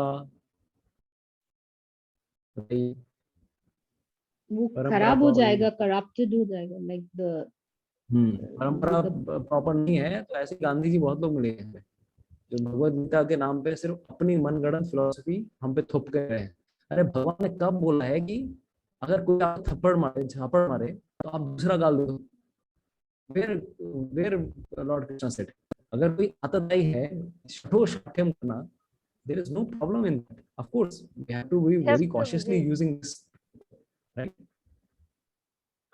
और लोग बोलते भी हैं कि आप भटक जाएंगे। तो एक्चुअली हर प्रिंसिपल का अलग अलग यूज है। कभी हम अहिंसा को भी प्रोमोट करते हैं, यूजलेसली हिंसा नहीं करनी है। लेकिन यूजलेसली हिंसा अगर नहीं करनी है तो कहीं कहीं पे हिंसा करनी भी पड़ती है, जब आपको तलवार उठानी पड़ेगी। तो ऐसे लोग गलत शिक्षाएं देते हैं। इसलिए हमेशा प्रामाणिक गुरु शिष्य परंपरा से हमें कोशिश करनी चाहिए भगवत गीता को सीखने का। तो अभी हम लोग सेकंड वाले श्लोका के ट्रांसलेशन में यहाँ पर एक सेक्शन आता है जहाँ पर श्रील प्रभुपाद भगवत भक्ति के लिए एक उदाहरण देते हैं कि नारद मुनि ने भी ऐसी एक भक्ति की थी। ठीक है, हरे कृष्णा। यहाँ पर क्लियर है, दिख रहा है आप लोगों को? नहीं, अभी तक नहीं प्रभु जी, वो बफरिंग हो रहा है। समझ में नहीं आ रहा मैं क्या करूं। आज क्या क्लास ये कर दूं, ड्रॉप कर दूं, because it's becoming very difficult to conduct class. ভয়েসও ব্রেক করছে প্রভুজি। ভয়েসটা দিয়ে করতে পারেন আর কি, যতটা মানে যদি স্ক্রিন না শেয়ার করে হয় তাহলে করতে পারেন না, বিকজ ভয়েসটা তো ব্রেক করছে বাট আসছে মাঝে মাঝে, বাট ভয়েসও ব্রেক করছে। প্রভুজি যদি সম্ভব হয় আপনি কালকে নিয়ে নিন ক্লাস। हरे कृष्णा प्रभु। हरे कृष्णा, आवाज आ रही है मेरी? বোঝা যাচ্ছে না, প্রভুজি বোঝা যাচ্ছে না, কন্টিনিউয়াসলি ক্লাসটা ব্রেক হয়ে যাচ্ছে। हरे कृष्ण प्रभु, ऐसे सिचुएशन में 5 मिनट कीर्तन कर सकते हैं जो प्रभुपाद जी करते थे जब भी कुछ डिस्टर्बेंस होता है। डिस्टरबेंस होगा तो कीर्तन कर। हरि बोल। এবার দেখা যাচ্ছে আপনাকে। দেখা যাচ্ছে কারণ নেটওয়ার্ক চেঞ্জ করলাম, কিন্তু আবার এটাও ড্রপ করছে। আমি তিনটে নেটওয়ার্ক চেঞ্জ করছি মাঝে माঝे। हरे कृष्ण। तो कीर्तन ही करते हैं, ठीक है। आज वाला क्लास थोड़ा देर कीर्तन करने के बाद हम नारद मुनि वाले सेक्शन में आएंगे, ठीक है। हरि बोल। अभी आप बिल्कुल साफ बोल रहे हैं, बहुत साफ आ रहा है। साफ आ रहा है, अच्छा ठीक है। साफ आ रही है, आवाज साफ आ रही है तो ठीक है। देखिए नारद मुनि यहाँ पर क्या बता रहे हैं, प्रभुपाद जी यहाँ पर एक उदाहरण देते हैं कि किस प्रकार से नारद मुनि कीर्तन नाम से साफ हो गया महान भक्त कैसे बने। तो उनके पिछले जीवन के बारे में एक वृत्तांत आता है। In his previous life Narad मुनि was born as the son of a maid servant। एक दासी के पुत्र हुए थे वो, तो पुत्र बन के नारद मुनि ने जन्म ग्रहण किया था। तो वो कहाँ पर जन्म गया था उन्होंने, तो उत्तर भारत में ही वो, he was there in the North India only। तो इस प्रकार से माँ, उनकी माँ थी और वो थे, पिताजी नहीं थे। एक दिन अचानक चतुर्मास के टाइम, अभी भी चतुर्मास चल रहा है, कल से परसों से द्वितीय मास शुरू होने वाला है, बलराम जयंती से दूसरा मंथ शुरू होने वाला है चतुर्मास का। तो चतुर्मास के समय कुछ 4 ब्राह्मण उनके घर पे आते हैं, क्योंकि चतुर्मास के समय 4 महीने तक साधुगण एक स्थान पर रहने लगते हैं, कहीं और जाते नहीं, जहाँ थे वहीं रह जाएंगे। तो ये नारद मुनि की कहानी बहुत इंपॉर्टेंट है हमें समझना कि भक्ति चाहे कोई भी किसी भी अवस्था में करे, उसको उसका फल मिलता ही है। इवन नेक्स्ट लाइफ में भी उसको क्या क्या इफेक्ट मिलता है, we will be getting to know. तो ये 4 ऋषिगण उनके घर पे आए और उनकी माँ उनकी बहुत सेवा करती है। और चूंकि साधु एक ही स्थान पर रुक जाते थे, उन्होंने निर्णय किया कि हम आप ही के घर पे रह जाएंगे। और इस कारणवश ये जो छोटे बालक थे, इनको एक बहुत अच्छा क्या बन जाता है, एक मौका मिल जाता है कि मैं इन साधुओं को, इन वैष्णवों को मैं कुछ सेवा करूं। तो श्रीमद् भागवतम इनके बताते हैं कि ये 4 भक्ति वेदांत थे। भक्ति वेदांत, भक्ति का ज्ञान जानने वाले भक्ति वेदांत थे। उन्होंने, क्योंकि मैंने, मेरे घर पे थे, मुझे 4 महीना मुझे एसोसिएशन मिला, मुझे बहुत सेवा करने का फल मिला, मैंने उनकी बहुत सेवा की, मैं उनके लिए खाना लेकर आता था, उनके लिए सेवा करता था। एक दिन मैंने उनसे उनकी परमिशन लेकर मैंने क्या किया, यहाँ पर क्या लिखा है, once with their permission I took the remnants of their food. मैं उनका जूठा मैंने स्वीकार किया, आई टुक देयर रेमनेंट्स। तो महान वैष्णवों के जूठा अगर हम लोग लेते हैं, उससे क्या बेनिफिट मिलता है बता सकते हैं की पाओ जाए। अंदर भक्ति जागृत, विचार शुद्ध होते हैं प्रभु। हाँ, विचार शुद्ध होते हैं, विचार शुद्ध होते हैं। अच्छा, और हार्ट का प्यूरिफिकेशन, भक्ति पाओ जाए प्रभु, भक्ति भक्ति पाओ जाए। उनके हृदय में जो भक्ति है, भक्ति ट्रांसफर होती है। श्री चैतन्य चरितामृत का श्लोक है, भक्त पद झुलियार भक्त पद जल भक्त भुक्त अवशेष 3 महाबल। भक्त पद धूलि भक्त पद जल भक्त भुक्त अवशेष 3 महाबल। तो इस संसार में 3 महाबल हैं। अगर भक्ति में एडवांस करना है, शुद्ध भक्तों को, नॉर्मल भक्त को की बात नहीं कर रहा हूँ, नॉर्मल भक्तों के हृदय में अनर्थ भी है तो अनर्थ भी ट्रांसफर हो जाएंगे, उनकी बात नहीं कर रहे हैं हम लोग, क्योंकि हम लोग शुद्ध हुए ही नहीं है। शुद्ध भक्त जो है, सन्यासी है, जो भक्ति में 30 साल 40 साल 50 साल से प्रैक्टिस कर रहे हैं, जिनका हृदय कोमल हो गया है भक्ति में रहकर, तो उनसे क्या मिलेगा हमें, उनका क्या क्या लेना है। भक्त पद धूलि, भक्तों के चरण की धूलि प्रणाम करना। भक्त पद जल, उनके चरणों का जल भी अगर हम लोग एक्सेप्ट करते हैं, सर पे लेते हैं, सबके सर पे छींटते हैं हम लोग। और भक्त भुक्त अवशेष 3 महाबल, उनका अगर जूठा भी लेते हैं, ऑफकोर्स वेदों में जूठा बहुत खराब दृष्टि से देखा जाता है, लेकिन भक्तों के जूठा प्राप्त करने से हमें क्या मिलेगा, भक्ति मिलेगी। इनफैक्ट श्री चैतन्य चरितामृत में एक ऐसे भक्त थे, एक ऐसी घटना आती है चैतन्य चरितामृत में, एक भक्त का नाम था कृष्णदास, काल कृष्णदास। एक और काल कृष्णदास थे, कालिया कृष्णदास, हाँ। तो एक काल कृष्णदास चैतन्य महाप्रभु के साथ साउथ इंडिया में गए थे, उनकी बात नहीं कर रहा हूँ, एक और कृष्णदास थे। तो वो, उनका ये रिकॉर्ड था कि पूरे पश्चिम बंगाल में जितने भी वैष्णव थे, उन सबका उन्होंने जूठा ग्रहण किया था। कुछ लोग तो भक्त लोग होते हैं, अरे आप मेरा जूठा कैसे ले सकते हैं, वो देते नहीं थे। আমরা যখন কি করি, আমরা যখন পরিবেশন করি प्रसाद, देखा होगा भक्तों को जब प्रसाद परिवेशन करते हैं लास्ट में क्या करते हैं, थोड़ा जूठा दे दीजिए, थाली के लेके हम लोग मारामारी करते हैं बहुत बार, स्पेशली जब सन्यासी आते हैं, कुछ आते हैं, और बहुत सारे हाई जो सीनियर डिवोटीज होते नहीं देते हैं, नहीं देंगे थाली, अरे पागल, पूरा का पूरा थाली चाट के खत्म कर देते हैं। तो अभी बंगाल में भी जितने वैष्णव थे, काल कृष्णदास ने सारे वैष्णवों का जूठा ग्रहण किया था, उनके चाहते हुए ना चाहते हुए। तो एक समय एक और भक्त के साथ वो स्पेशल घटनाएं होती है।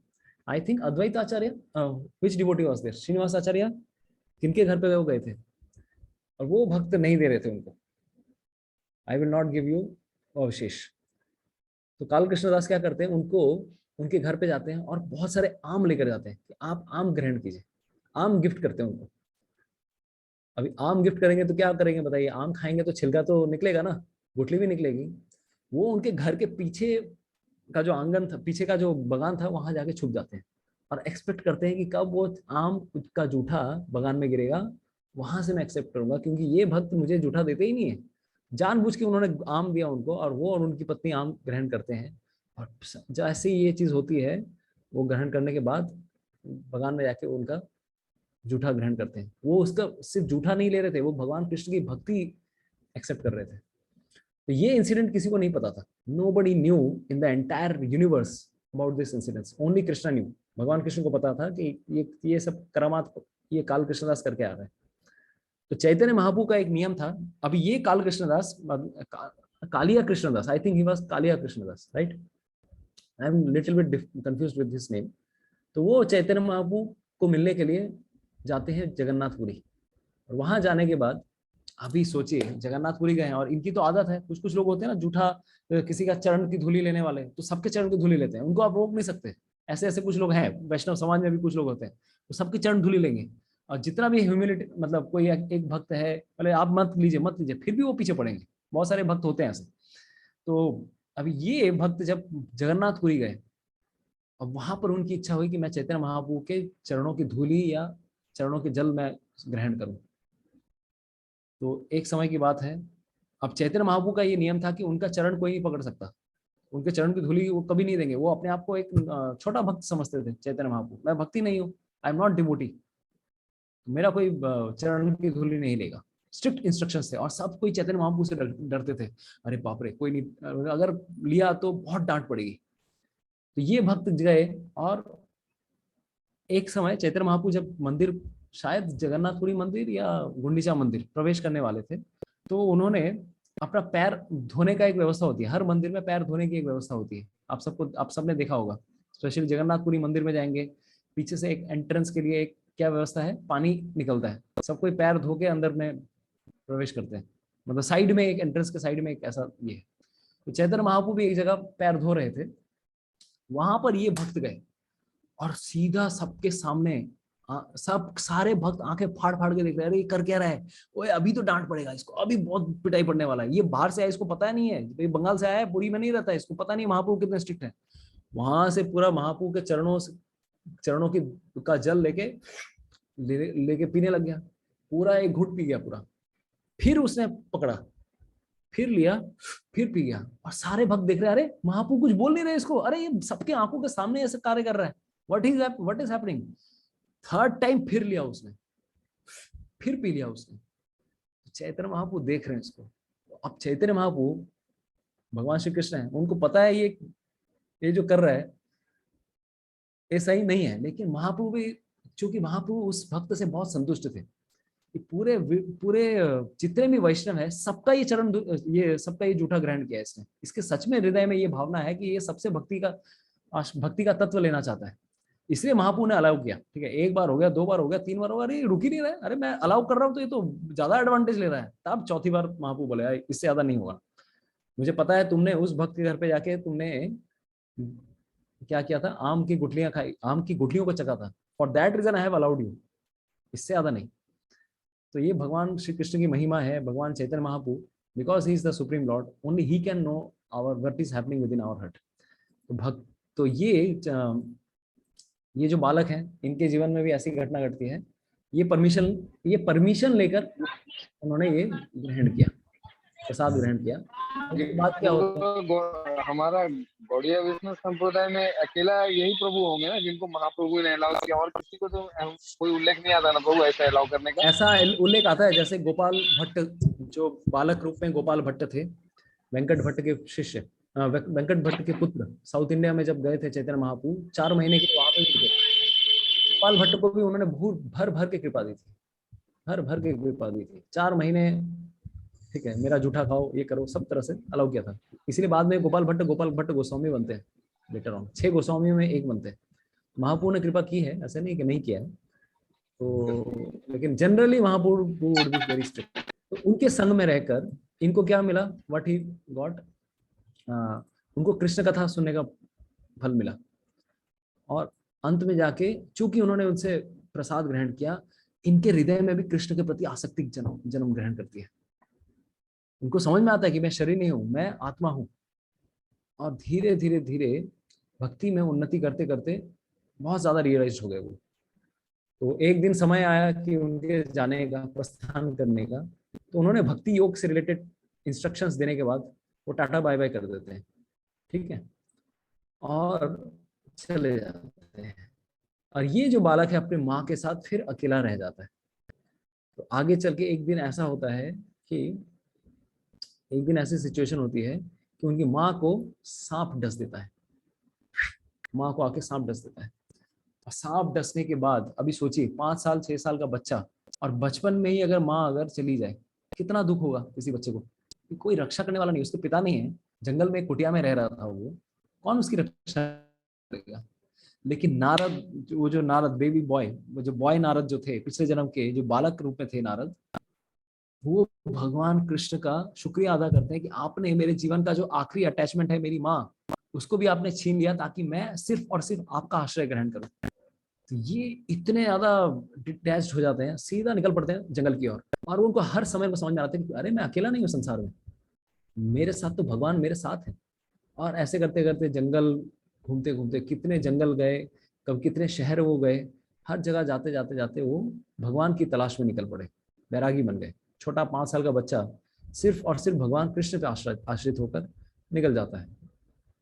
तो एक तरह से फिर वो एक स्थान पर आने के बाद वो ध्यान करने लगते हैं। वो छोटा बालक ध्यान करने लगता है उसी रास्ते पर चलते हुए जो कि वो 4 भक्ति वेदांतों ने जो सिखाया था उनको। और आगे चल के कुछ ही दिनों में उनको भगवान श्री हरि के साक्षात दर्शन होते हैं, अपने ही हृदय में वो दर्शन कर पाते हैं। आंखों से अश्रुओं की धारा बहने लगती है और गदगद हो बैठते हैं।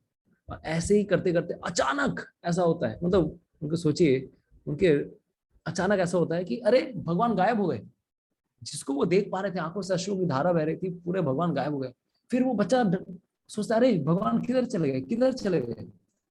फिर से वो ध्यान करने की कोशिश करते हैं और ज्यादा तीव्रता से ध्यान करते हैं, लेकिन भगवान नहीं दिखते हैं, भगवान पूर्ण रूप से नहीं दिखते हैं। तो ऐसा क्यों हो जाता है भगवान नहीं दिखते हैं? कौन बताएंगे? Why he was not able to see Lord Vishnu? দীক্ষা নেয়নি, ওকে দীক্ষা প্রাপ্ত হয়নি, গুরু প্রাপ্ত হয়নি। গুরু তো ছিলই, ওনার মন্ত্র তো পেয়ে গেছিল গুরুদের কাছ থেকে। বলুন অন্য কারণ। हरे कृष्ण प्रभु। हाँ, यस माता जी। प्रभु जी, कृष्णा मतलब वापस से गायब इसलिए हो गए ताकि वो नारद मुनि के मन में एक हैंकरिंग जो होता है ना, वो पैदा कर सके कि मतलब अभी तो थे लेकिन अभी कहाँ चले गए। तो वो वापस से मतलब और ज्यादा क्यूरियस हो जाए और भी तीव्रता से भक्ति करे, इसलिए। Yes, thank you so much Puja माता जी। उत्कंठा बढ़ाना चाहते थे भगवान। हाँ, और तीव्र मेरे लिए और उत्कंठा बढ़े।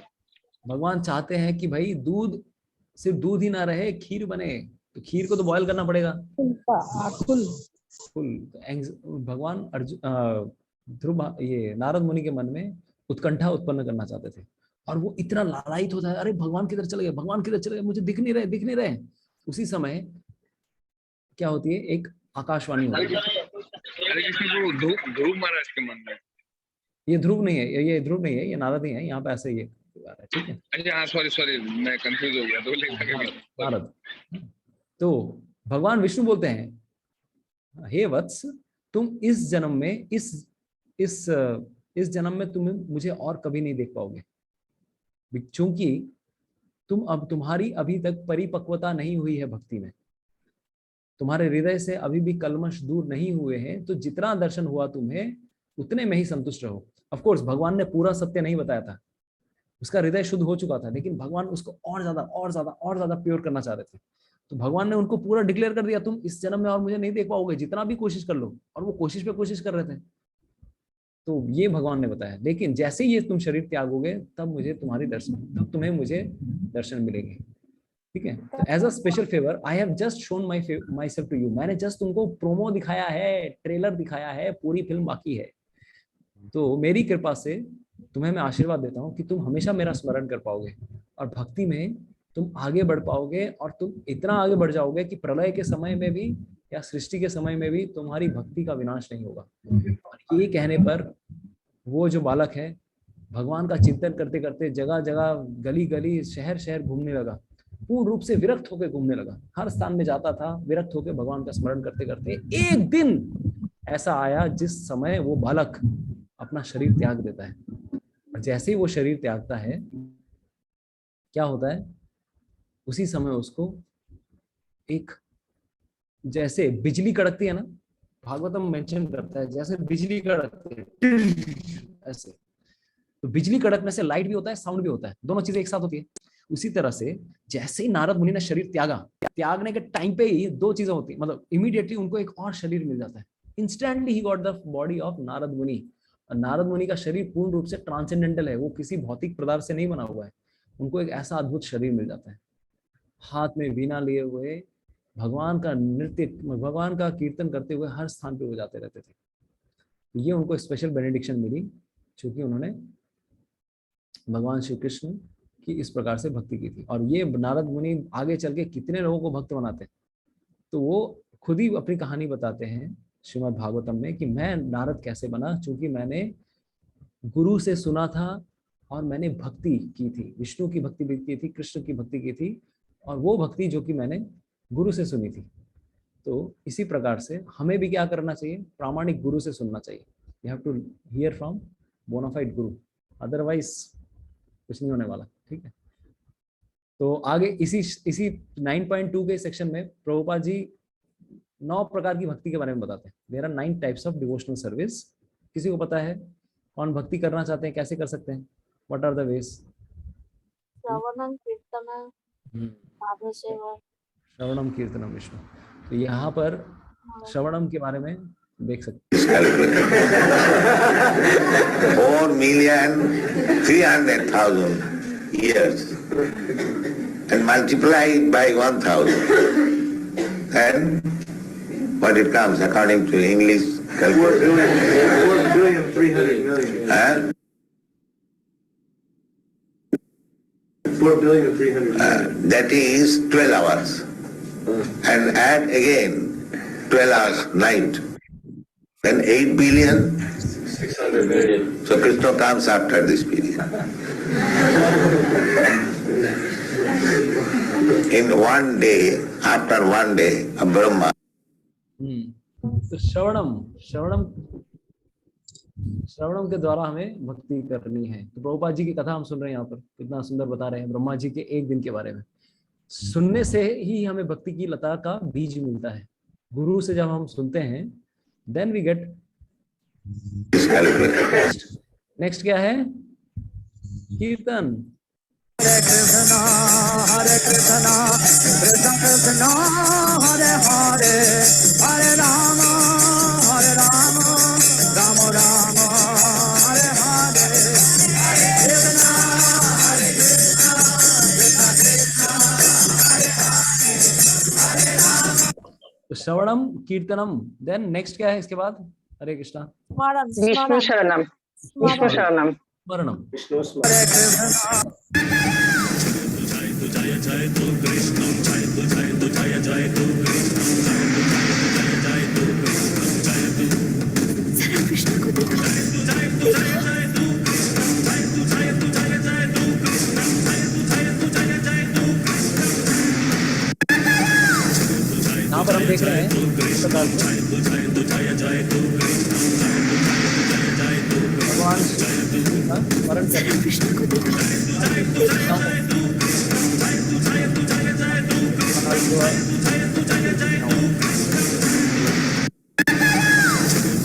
इसके बाद पाद सेवनम।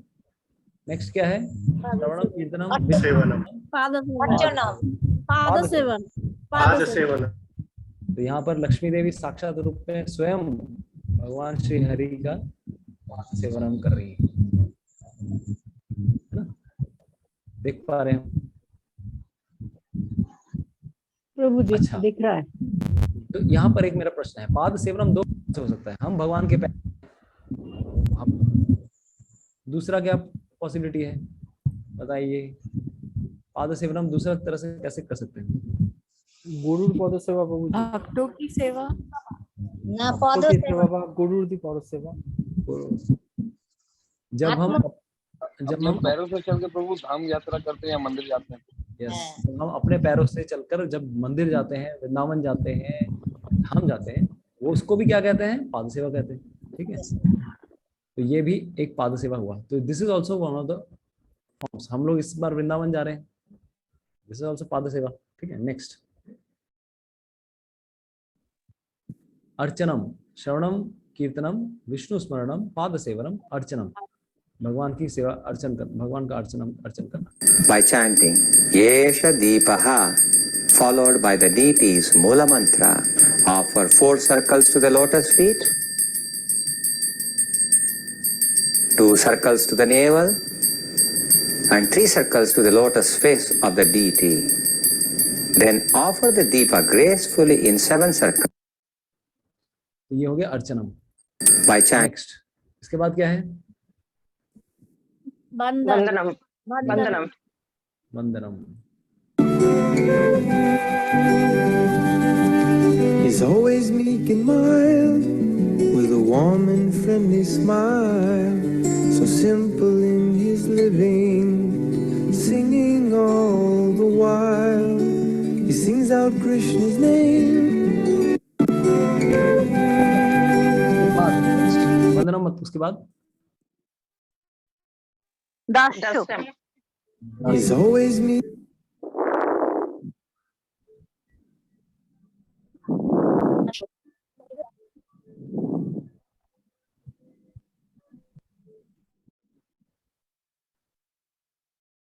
ओके,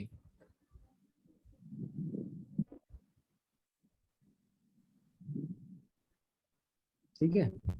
दास्यम, दास्यम का उदाहरण कौन है? हनुमान जी। ठीक है, नेक्स्ट सख्यम। तो ओके, सख्यम यहाँ पर नहीं है, तो सख्यम एंड आत्मनिवेदनम। सख्यम कौन? अर्जुन। कौन? बली महाराज। सुदामा। सबका उदाहरण है यहाँ पर। तो प्रभुपाद जी ने 9.2 में ये सब 9 फॉर्म्स ऑफ डिवोशनल सर्विस के बारे में बताया है, और प्रभुपाद जी ने नारद मुनि के पास्ट लाइफ के बारे में बताया कि भक्ति इतनी इंपॉर्टेंट है कि हम अच्छी प्रकार से अगर भक्ति करेंगे तो फिर नेक्स्ट जन्म लेना ही नहीं पड़ेगा, और साथ ही साथ ट्रांसेंडेंटल बॉडी, शुद्ध शरीर, शुद्ध मतलब इस त्रिगुणातीत शरीर हमें प्राप्त होगा। ये यहाँ पर प्रभुपाद जी यहाँ पर बताते हैं। तो अभी तक तो आज तो हम लोगों ने रिवीजन ही किया 9.1 2 3 रिवीजन प्रीवियस भागवतम, ये हमने पूरी कहानी बताई उनके बारे में।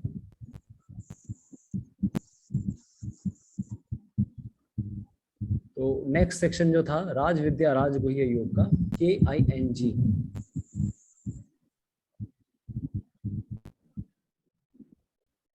नेक्स्ट जो सेकंड जो सेक्शन है, इनकंसीवेबल रिलेशनशिप्स, 9.4 to 9.10 इसके बाद वाला सेक्शन में शुरू होता है।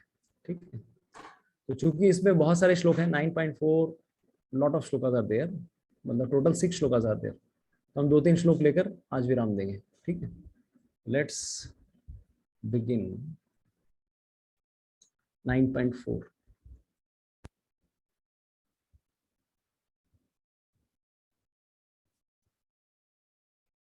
सब लोग अभी कुछ देर में मैं म्यूटिंग ऑप्शन खोलूंगा, आप लोग म्यूट ऑन कर दीजिएगा। मैंने अभी अलाउ नहीं किया है, जस्ट थोड़ा रुक जाइए।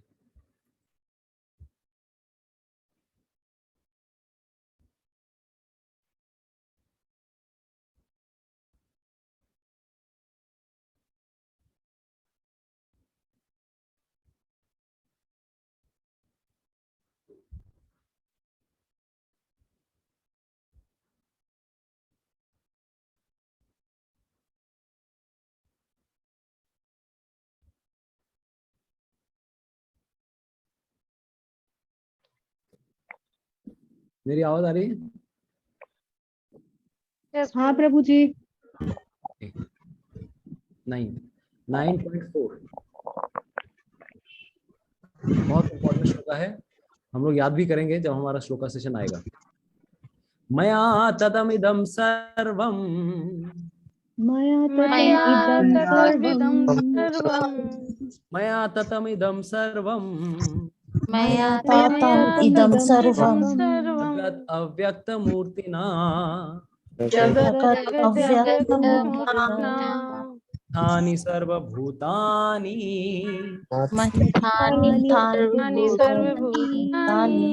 मत्स्थानि सर्वभूतानि मत्स्थानि सर्वभूतानि न चाहं तेषु अवस्थिता न चाहं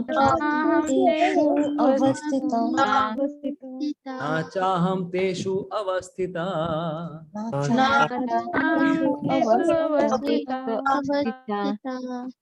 मया ततमिदं सर्वं जगत् अव्यक्तमूर्तिना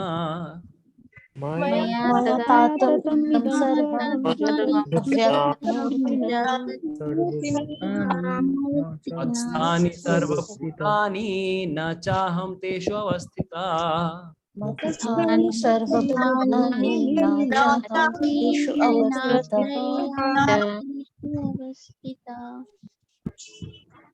Okay. So, Pooja Mata, you would like to read? Yes, Prabhuji. By me, in my unmanifested form, this entire universe is pervaded. All beings are in me, but I am not in them. तो मेरे निराकार रूप में ये पूरा जगत विराजमान है, ये स्थित है। अव्यक्त मूर्तिना, तो यहाँ पर देखिए कुछ इंपॉर्टेंट टर्म्स आए हैं, कुछ उसके बारे में हम चर्चा करेंगे। देखिए भगवान की 3 क्वालिटी अगर देखा जाए, जनरली क्या क्या 3 क्वालिटी है? Omni presence, omnipotent and omniscient. यानी कि मतलब क्या क्या? भगवान क्या है? सर्वज्ञ है, हर स्थान पर है, और साथ ही साथ सर्वशक्तिशाली। तो ये 3 भगवान की खूबी है। Omnipotent, omniscient, omni present. ठीक है। ओमनीपोटेंट मतलब सर्वशक्तिशाली, ओमनिशिएंट मतलब सर्वज्ञ, सब जानते हैं, और ओमनी प्रेजेंट मतलब हर स्थान पर वो विराजमान है। ठीक है। These are the defining attributes of God. भगवान को अगर कोई डिफाइन करता है, these are the defining characteristics. इससे हम समझ सकते हैं, ये जनरल डेफिनेशन है भगवान का। तो अभी यहाँ पर देखिए भगवान यहाँ पर क्या बता रहे हैं, डिटेल्स तो बता रहे हैं। तो पहला जो 3 श्लोकों में भगवान ने अभी क्या बताया था, फर्स्ट 3 श्लोकास, उन्होंने 3 वर्सेस, उन्होंने ये बताया कि देखो व्हाट मैं कुछ बताने वाला हूं तुमको। थोड़ा म्यूट कर लीजिए, किसी का अनम्यूट होकर रखा है, म्यूट कर लीजिए माता। पूर्णिमा माता जी म्यूट रखो, ठीक है सर। फर्स्ट 3 वर्सेस क्या बता रहे हैं भगवान, कि मैं तुम्हें क्या बताने वाला हूं, what I am going to speak.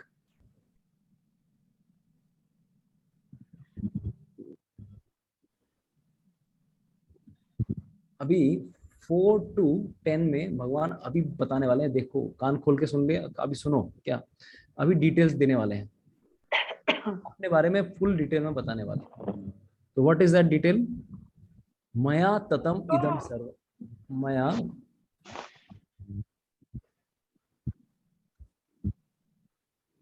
मया ततम इदम सर्व, मया ततम मतलब मेरे ऊपर ही सब, मया ततम इदम सर्वम,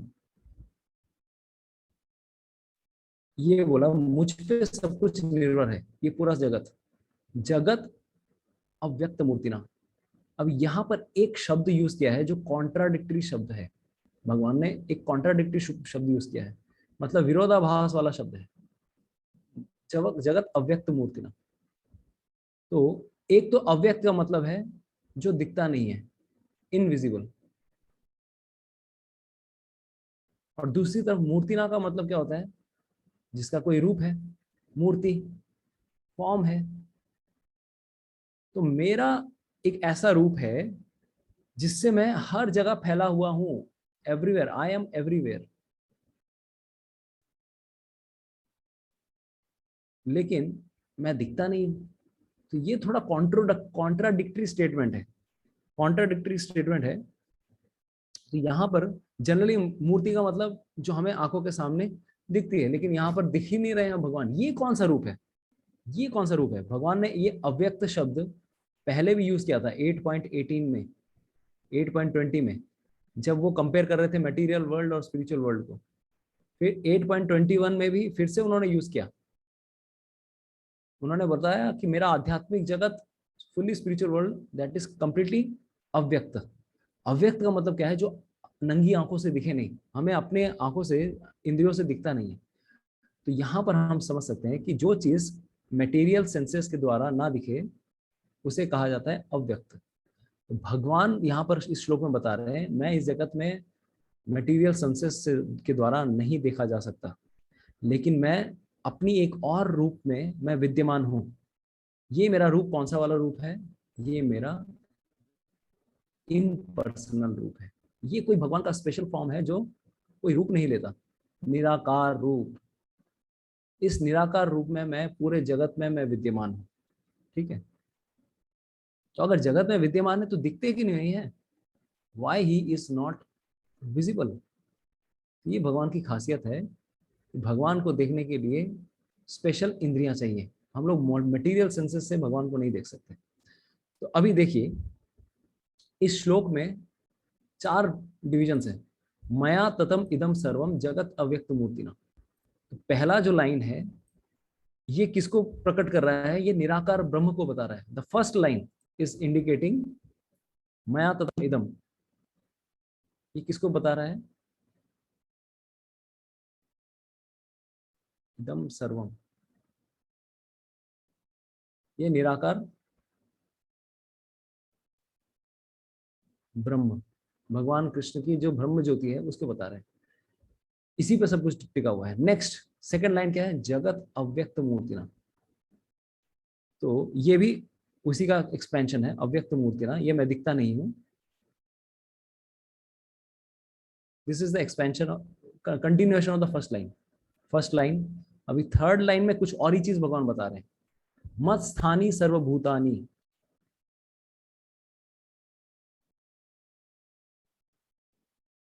मुझ पे सब कुछ टिका हुआ है। अभी ये कैसा पॉसिबल है कि जो दिखे, जिसका जो दिख नहीं रहे हैं उस पे सब कुछ कैसे टिका हुआ हो सकता है? तो ये स्पेशली भगवान के परमात्मा रूप, सुपर सोल। भगवान का एक और रूप है ना, क्या क्या 3 रूप है? देयर आर 3 फॉर्म्स, निराकार ब्रह्म, परमात्मा एंड भगवान। मस्थानी सर्वभूतानी, ये थर्ड लाइन उसको बताना चाह रहे हैं।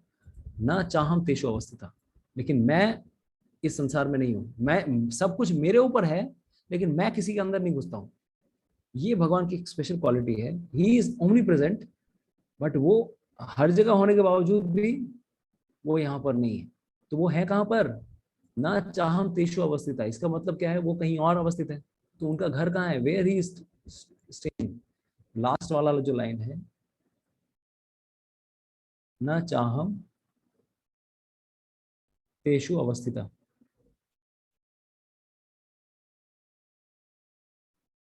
ये वो भगवान वाले स्वरूप के बारे में बता रहे हैं। ये मैं, फिर भी मैं कहाँ रहता हूँ? I still remain in Golok Vrindavan. मेरा स्थान तो गोलोक है, मैं वहीं रहता हूँ। ये इस संसार में मेरा कार्य, मेरी ही इंफीरियर फॉर्म्स जो हैं वो लोग कार्य देख ले रहे हैं। तो first line is telling about निराकार ब्रह्म ज्योति, निराकार ब्रह्म। Third line is telling about परमात्मा and fourth line is telling about भगवान। तो एक ही श्लोक में भगवान ने 4 प्रकार के रूपों के, अपने 3 प्रकार के रूपों को इनडायरेक्टली बताया है कि मैं सब जगह हूँ लेकिन मैं कहीं नहीं हूँ। तो ये लोग दिमाग खराब हो जाता है, हमें आप सब जगह हैं, आप कहीं नहीं है। मैं सब जगह हूँ लेकिन मेरा खुद का भी एक घर है, ठिकाना है। वो कहाँ पर है? गोलोक वृंदावन। तो ये इस श्लोक में भगवान ने बताया। ठीक है, 9.4। तो भगवान को अगर देखना है, प्रभुपाद जी उदाहरण देते हैं, भगवान को देखने के लिए सिर्फ एक ही कैटेगरी है, एक ही क्वालिफिकेशन चाहिए। प्रेमांजना छुरिता भक्ति विलोचनेना। बिना भक्ति के कोई भी भगवान को देख नहीं सकता। जैसे हम आंख में सूरमा लगाते हैं, पहले के जमाने के अगर आप लोगों ने मूवी देखे होंगे तो वहां पर आता था सूरमा भोपाली, सूरमा भोपाली, सूरमा भोपाली, सूरमा लगाता था आंखों में। आजकल तो सूरमा दिखता ही नहीं है। सूरमा मतलब एक तरह का ऑइंटमेंट होता है आंखों की ज्योति थोड़ा बढ़ाने के लिए। पहले बहुत मिलता था, अभी इंडिया में एक्सटिंक्ट हो गया है। या फिर हम लोग बचपन में काजल लगाते थे। काजल एक तरह का ऑइंटमेंट है लेकिन बाहर लगाते हैं। ये सूरमा आंखों के अंदर दिया जाता था, राइट? मैं सही बोल रहा हूँ, गलत बोल रहा हूँ? यस प्रभु जी। सूरमा, तो सूरमा यहाँ पे प्रभुपाद जी बता रहे हैं जिसके आंखों में प्रेम का सूरमा है वही भगवान को देख सकता है, ठीक है? नहीं तो भगवान को देखना मुश्किल है। तो otherwise Lord will be always अव्यक्त मूर्तिना, किसी के सामने नहीं दिखने वाले भगवान। तो यहाँ पर श्री प्रभुपाद जी यहाँ पर बता ये एक्सपेंशन करते हैं। नेक्स्ट 8.5, न च मत्स्थानि भूतानि, न च मस्तानि भूतानि, न च मत्स्थानि भूतानि, न च मत्स्थानि भूतानि, पश्य मे योगमैश्वरम्, पश्य मे योगमैश्वरम्, पश्य मे योगमैश्वरम्, पश्य मे योगमैश्वरम्, भूतभृन् च भूतस्थो,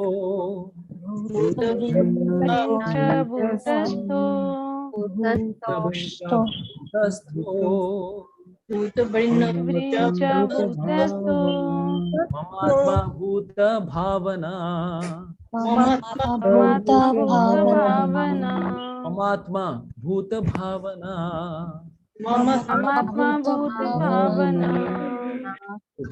फिर कृष्ण बता रहे हैं, देखो मैं जो भी चीज बनाया, देखो पिछले वाले श्लोक में बता रहे हैं कि मैं हर जगह हूँ, लेकिन इधर बोल रहे हैं कि जो भी मैंने बताया कुछ भी मेरे पे स्थित नहीं है, डज नॉट रेस्ट इन मी, सब कुछ nothing is on resting on me, यही मेरा योगम ऐश्वर्यम है। देखो मेरा मिस्टिक ऑपरेंस, देखो मेरा जादू, देखो what I am, what I have created. Although I am the maintainer of all living entities, although I am everywhere, मैं हर सारे जीवों का मैं संरक्षण कर रहा हूँ, भरण पोषण कर रहा हूँ, लेकिन मैं इस जगत का पार्ट नहीं हूँ। सब कुछ मुझ पे टिका हुआ है, मैं किसी के ऊपर टिका हुआ नहीं, क्योंकि मुझी से सब कुछ निकला है। इस संसार में सब कुछ मुझी से निकला है, मैं किसी का पार्ट नहीं हूँ। तो ये एक अद्भुत सी क्रिएटिव, देखिए पिछले श्लोक में भगवान बता रहे हैं क्या न पिछले श्लोक में भगवान ने बताया क्या, मत्स्थानि सर्वभूतानि। लास्ट देखिए, लास्ट श्लोका में भगवान ने बताया मत्स्थानि सर्वभूतानि, ठीक है? इस श्लोक में क्या बता रहे हैं, न च मत्स्थानि भूतानि, पूरा का पूरा पलट गए। पिछले लाइन में कि सब कुछ मुझ पे ही निर्भर है, सब कुछ मुझ पे टिका हुआ है। नेक्स्ट लाइन में सोचिए, झूठ बोलना है अगर तो कुछ देर बाद बोले तो समझते हैं कोई कि भाई चलो अभी नहीं बोला, 10-5 मिनट बाद झूठ बोला। ये तो नेक्स्ट लाइन में झूठ बोल रहे हैं, सब कुछ मुझ पे टिका हुआ है, नेक्स्ट लाइन में बोल रहा है कुछ भी मेरे पे टिका हुआ नहीं है, मैं हमेशा अलग रहता हूँ। ये क्या चीज है भाई? तो भगवान श्री कृष्ण कभी भी असत्य नहीं बोल सकते हैं, वो तो परम सत्य है। यहाँ पर क्या बताना चाह रहे हैं, पिछले लाइफ में, पिछले श्लोक में जो प्रभुपाद कृष्ण ने बोला वो भगवान दिखाना चाह रहे हैं, देखो मेरा शक्ति कैसी है, मैं इस संसार में इन्वॉल्व हूं भी लेकिन नहीं इन्वॉल्व हूं, मेरी शक्तियां ही सब काम संभाल लेती हैं। तो अगर हमें समझ में आए, ये ज्ञात हो कि भगवान कितने महान है, then we will never be lamenting, अरे इतने महान भगवान है कि सब कुछ ऑटोमेटिकली चल रहा है। हमें एक छोटा सा चीज रॉकेट छोड़ना होता है तो कभी कभी रॉकेट गिर जाता है, लेकिन भगवान सब कुछ मेंटेन कर रहे हैं। यही भगवान की महानता है, ठीक है? और इसीलिए देखिए यहाँ पर शब्द उन्होंने यूज किया है मम आत्मा। अभी कोई अगर बोलेगा भगवान की कोई आत्मा है क्या, भगवान का शरीर और आत्मा में कोई अंतर है? उनके शरीर में आत्मा बैठी हुई है, कृष्ण के शरीर में कृष्ण की आत्मा है। क्या लगता है आपको? कृष्ण के शरीर में आत्मा एक ही, हाँ, भगवान का शरीर और आत्मा एक ही है, लेकिन यहाँ पे भगवान क्यों बोल रहे हैं मम आत्मा?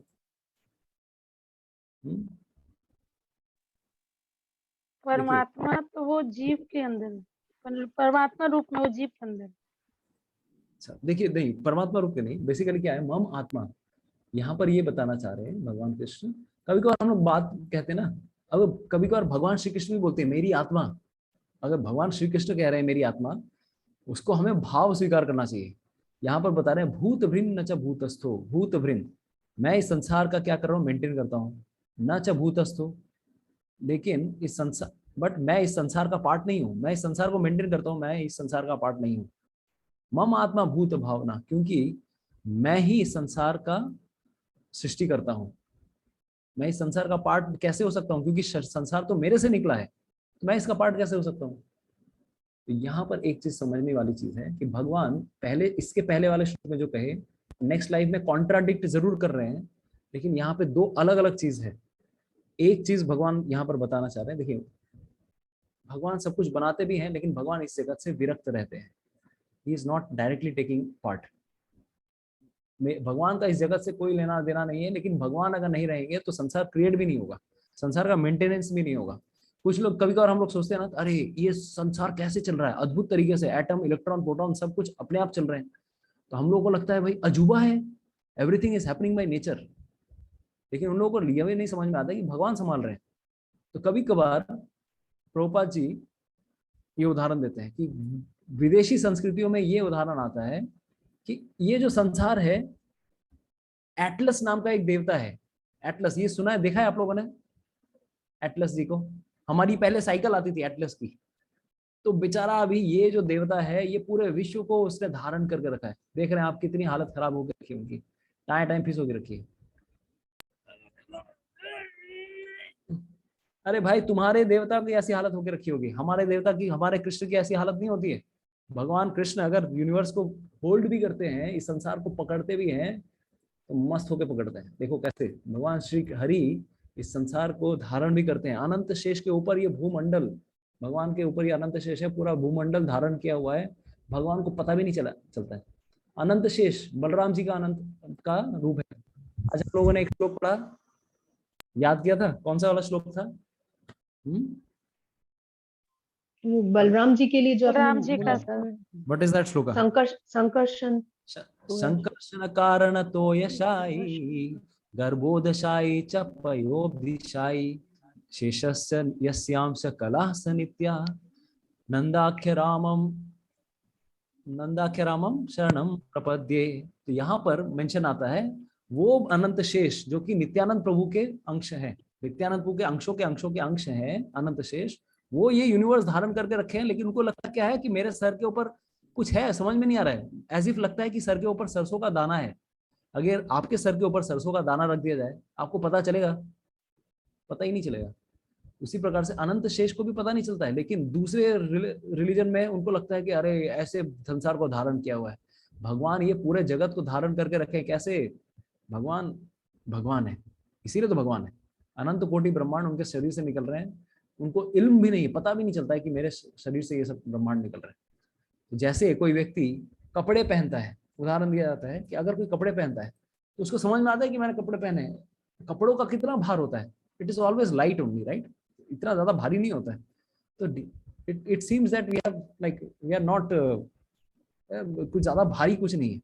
उसी तरह से भगवान यहाँ पर 9.5 में बताते हैं कि सारे जीव मुझ पर निर्भर हैं जरूर, लेकिन वो किसी भी चीज पे निर्भर नहीं है। तो ये कॉन्ट्राडिक्टरी लैंग्वेज यहाँ पर भगवान बताना चाह रहे हैं। ये भगवान इसीलिए बता रहे हैं क्योंकि ये सारे कार्य मेरी शक्तियां करती हैं, मैं खुद पर्सनली किसी भी चीज में इन्वॉल्व नहीं हूँ। This is the greatness of Lord Krishna. वो तो अपनी लीलाओं में व्यस्त है, ठीक है। तो इसी चीज अभी प्रश्न ये उठता है, अच्छा इसका कोई एग्जाम्पल है क्या? ये संसार को धारण किए हुए लेकिन संसार उनके अंदर नहीं है, कोई एग्जाम्पल है? Is there any example? तो भगवान बताते हैं हाँ, बहुत सुंदर एग्जाम्पल है। What is that example? Next श्लोक। तो ये करके हम विराम देंगे, काफी लंबा समय हो गया है, इसीलिए ये मैं 3 श्लोक आज लेने वाला हूँ। यथा आकाश स्थितो नित्यम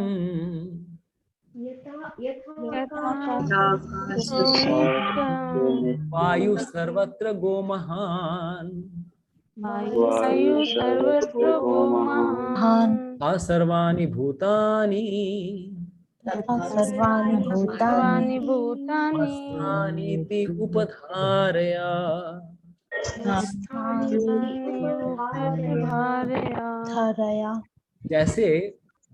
जैसे क्या उदाहरण देते हैं भगवान कि ये इस संसार में वायु है, वायु हर जगह है लेकिन वो आकाश में हमेशा स्थित रहती है। उसी तरह से संसार में जितने भी जीव हैं वो हमेशा मुझ पे स्थित हैं, ऑलवेज रिसाइडिंग इन मी।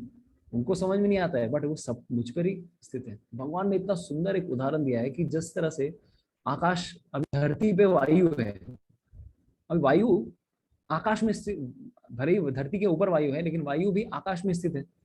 उसी प्रकार से भगवान के ऊपर पूरी पूरी की पूरी सृष्टि स्थित है। बिना भगवान के इस संसार में ये कुछ भी पॉसिबल नहीं है। तो ये बहुत सुंदर एक भगवान उदाहरण देते हैं कि वायु हर जगह है, मैं भी हर जगह हूँ, लेकिन मैं इस संसार से विरक्त रहता हूँ। जैसे वायु इस संसार से हमेशा विरक्त रहती है, डिटैच रहती है, चिपकी नहीं रहती है इस संसार से, वो तो बहती रहती है। तो ये बहुत सुंदर एक उदाहरण है, बहुत एप्ट उदाहरण भगवान देते हैं कि मेरा भी इस संसार से ठीक ऐसा ही रिलेशन है, मैं हमेशा डिटैच रहता हूँ इस संसार से। ठीक है, तो ये 3 आज हम लोगों ने श्लोक लिए, यहाँ पर हम विराम देंगे। तो और पिछला जो सेशन है उसका क्विज भी मैं कुछ एडिटिंग करना बाकी है, मैं एडिटिंग करके आप लोगों को सबको भेज दूंगा। आज की क्विज भी आप लोगों के पास आ जाएगी। तो आज हम सिर्फ 3 श्लोक हम लोगों ने लिया, पूरा सेक्शन कवर नहीं किया है। 3 श्लोक हम लोग नेक्स्ट जब क्लास होगा तब लेंगे। तो अनाउंसमेंट है, कल हम लोग बलराम जयंती के उपलक्ष्य में कल बलराम जी का कुछ स्पेशल लीला चर्चा करना चाहते हैं, तो that we will discuss in tomorrow evening class, extra class है। सैटरडे हमारा क्या है माता जी? सैटरडे संडे पूजा माता जी? प्रभु जी Sunday and Monday 14th and 15th. Okay, Sunday and Monday we have celebration for Janmashtami, Hari बोल, ऑनलाइन सेलिब्रेशन। तो आप लोग सादर आमंत्रित हैं। तो संडे को हमारा क्लास नहीं होगा, हम लोग उस दिन जन्माष्टमी मनाएंगे ऑनलाइन। ठीक है, Hare Krishna. And 18, 19, 20, 21 you are invited to गौशाला, इस्कॉन गौशाला। ठीक है, किसी का कोई टीका टिप्पणी प्रश्न? बहुत सारे डिवोटीज प्रिपेयर कर रहे हैं कुछ ना कुछ जन्माष्टमी के लिए, बोलना, लिखना, ड्राइंग करना। हरे यस अंजना माता जी, अंजना माता जी बोलून। अच्छा আপনি মিউট হয়ে গেছেন, আবার বলুন। মিউট হয়ে গেছেন। ওই যে কটার থেকে হবে? ওই যে 15, 14, 15 আর 16 आई थिंक 4টা-5টা থেকে হবে। কটা থেকে পূজা মাতা जी? प्रभु जी 14th संडे को 4:30 से 6:30 या फिर 4 से 6 जैसा आप बोलेंगे प्रभु जी। और 15th को 7 बजे से, मंडे है 15th को। ठीक है, चलेगा। हरे कृष्ण, हम लोग इन्फॉर्म कर देंगे आप लोगों को ग्रुप में। हाँ प्रभु जी, वो सब कुछ हम लोग भेज देंगे ग्रुप में। ठीक है, थैंक यू सो मच। हरे कृष्ण। हरे कृष्ण प्रभु जी। हरे कृष्णा। हरे कृष्ण। हरे कृष्णा प्रभु जी। जय समवेत भक्त वृंद की जय। निताय गौर प्रेमानंदे जय चैतन्य प्रभु नित्यानंद राधा शिवासादि गौर भक्तवृंद। हरे कृष्णा हरे कृष्णा हरे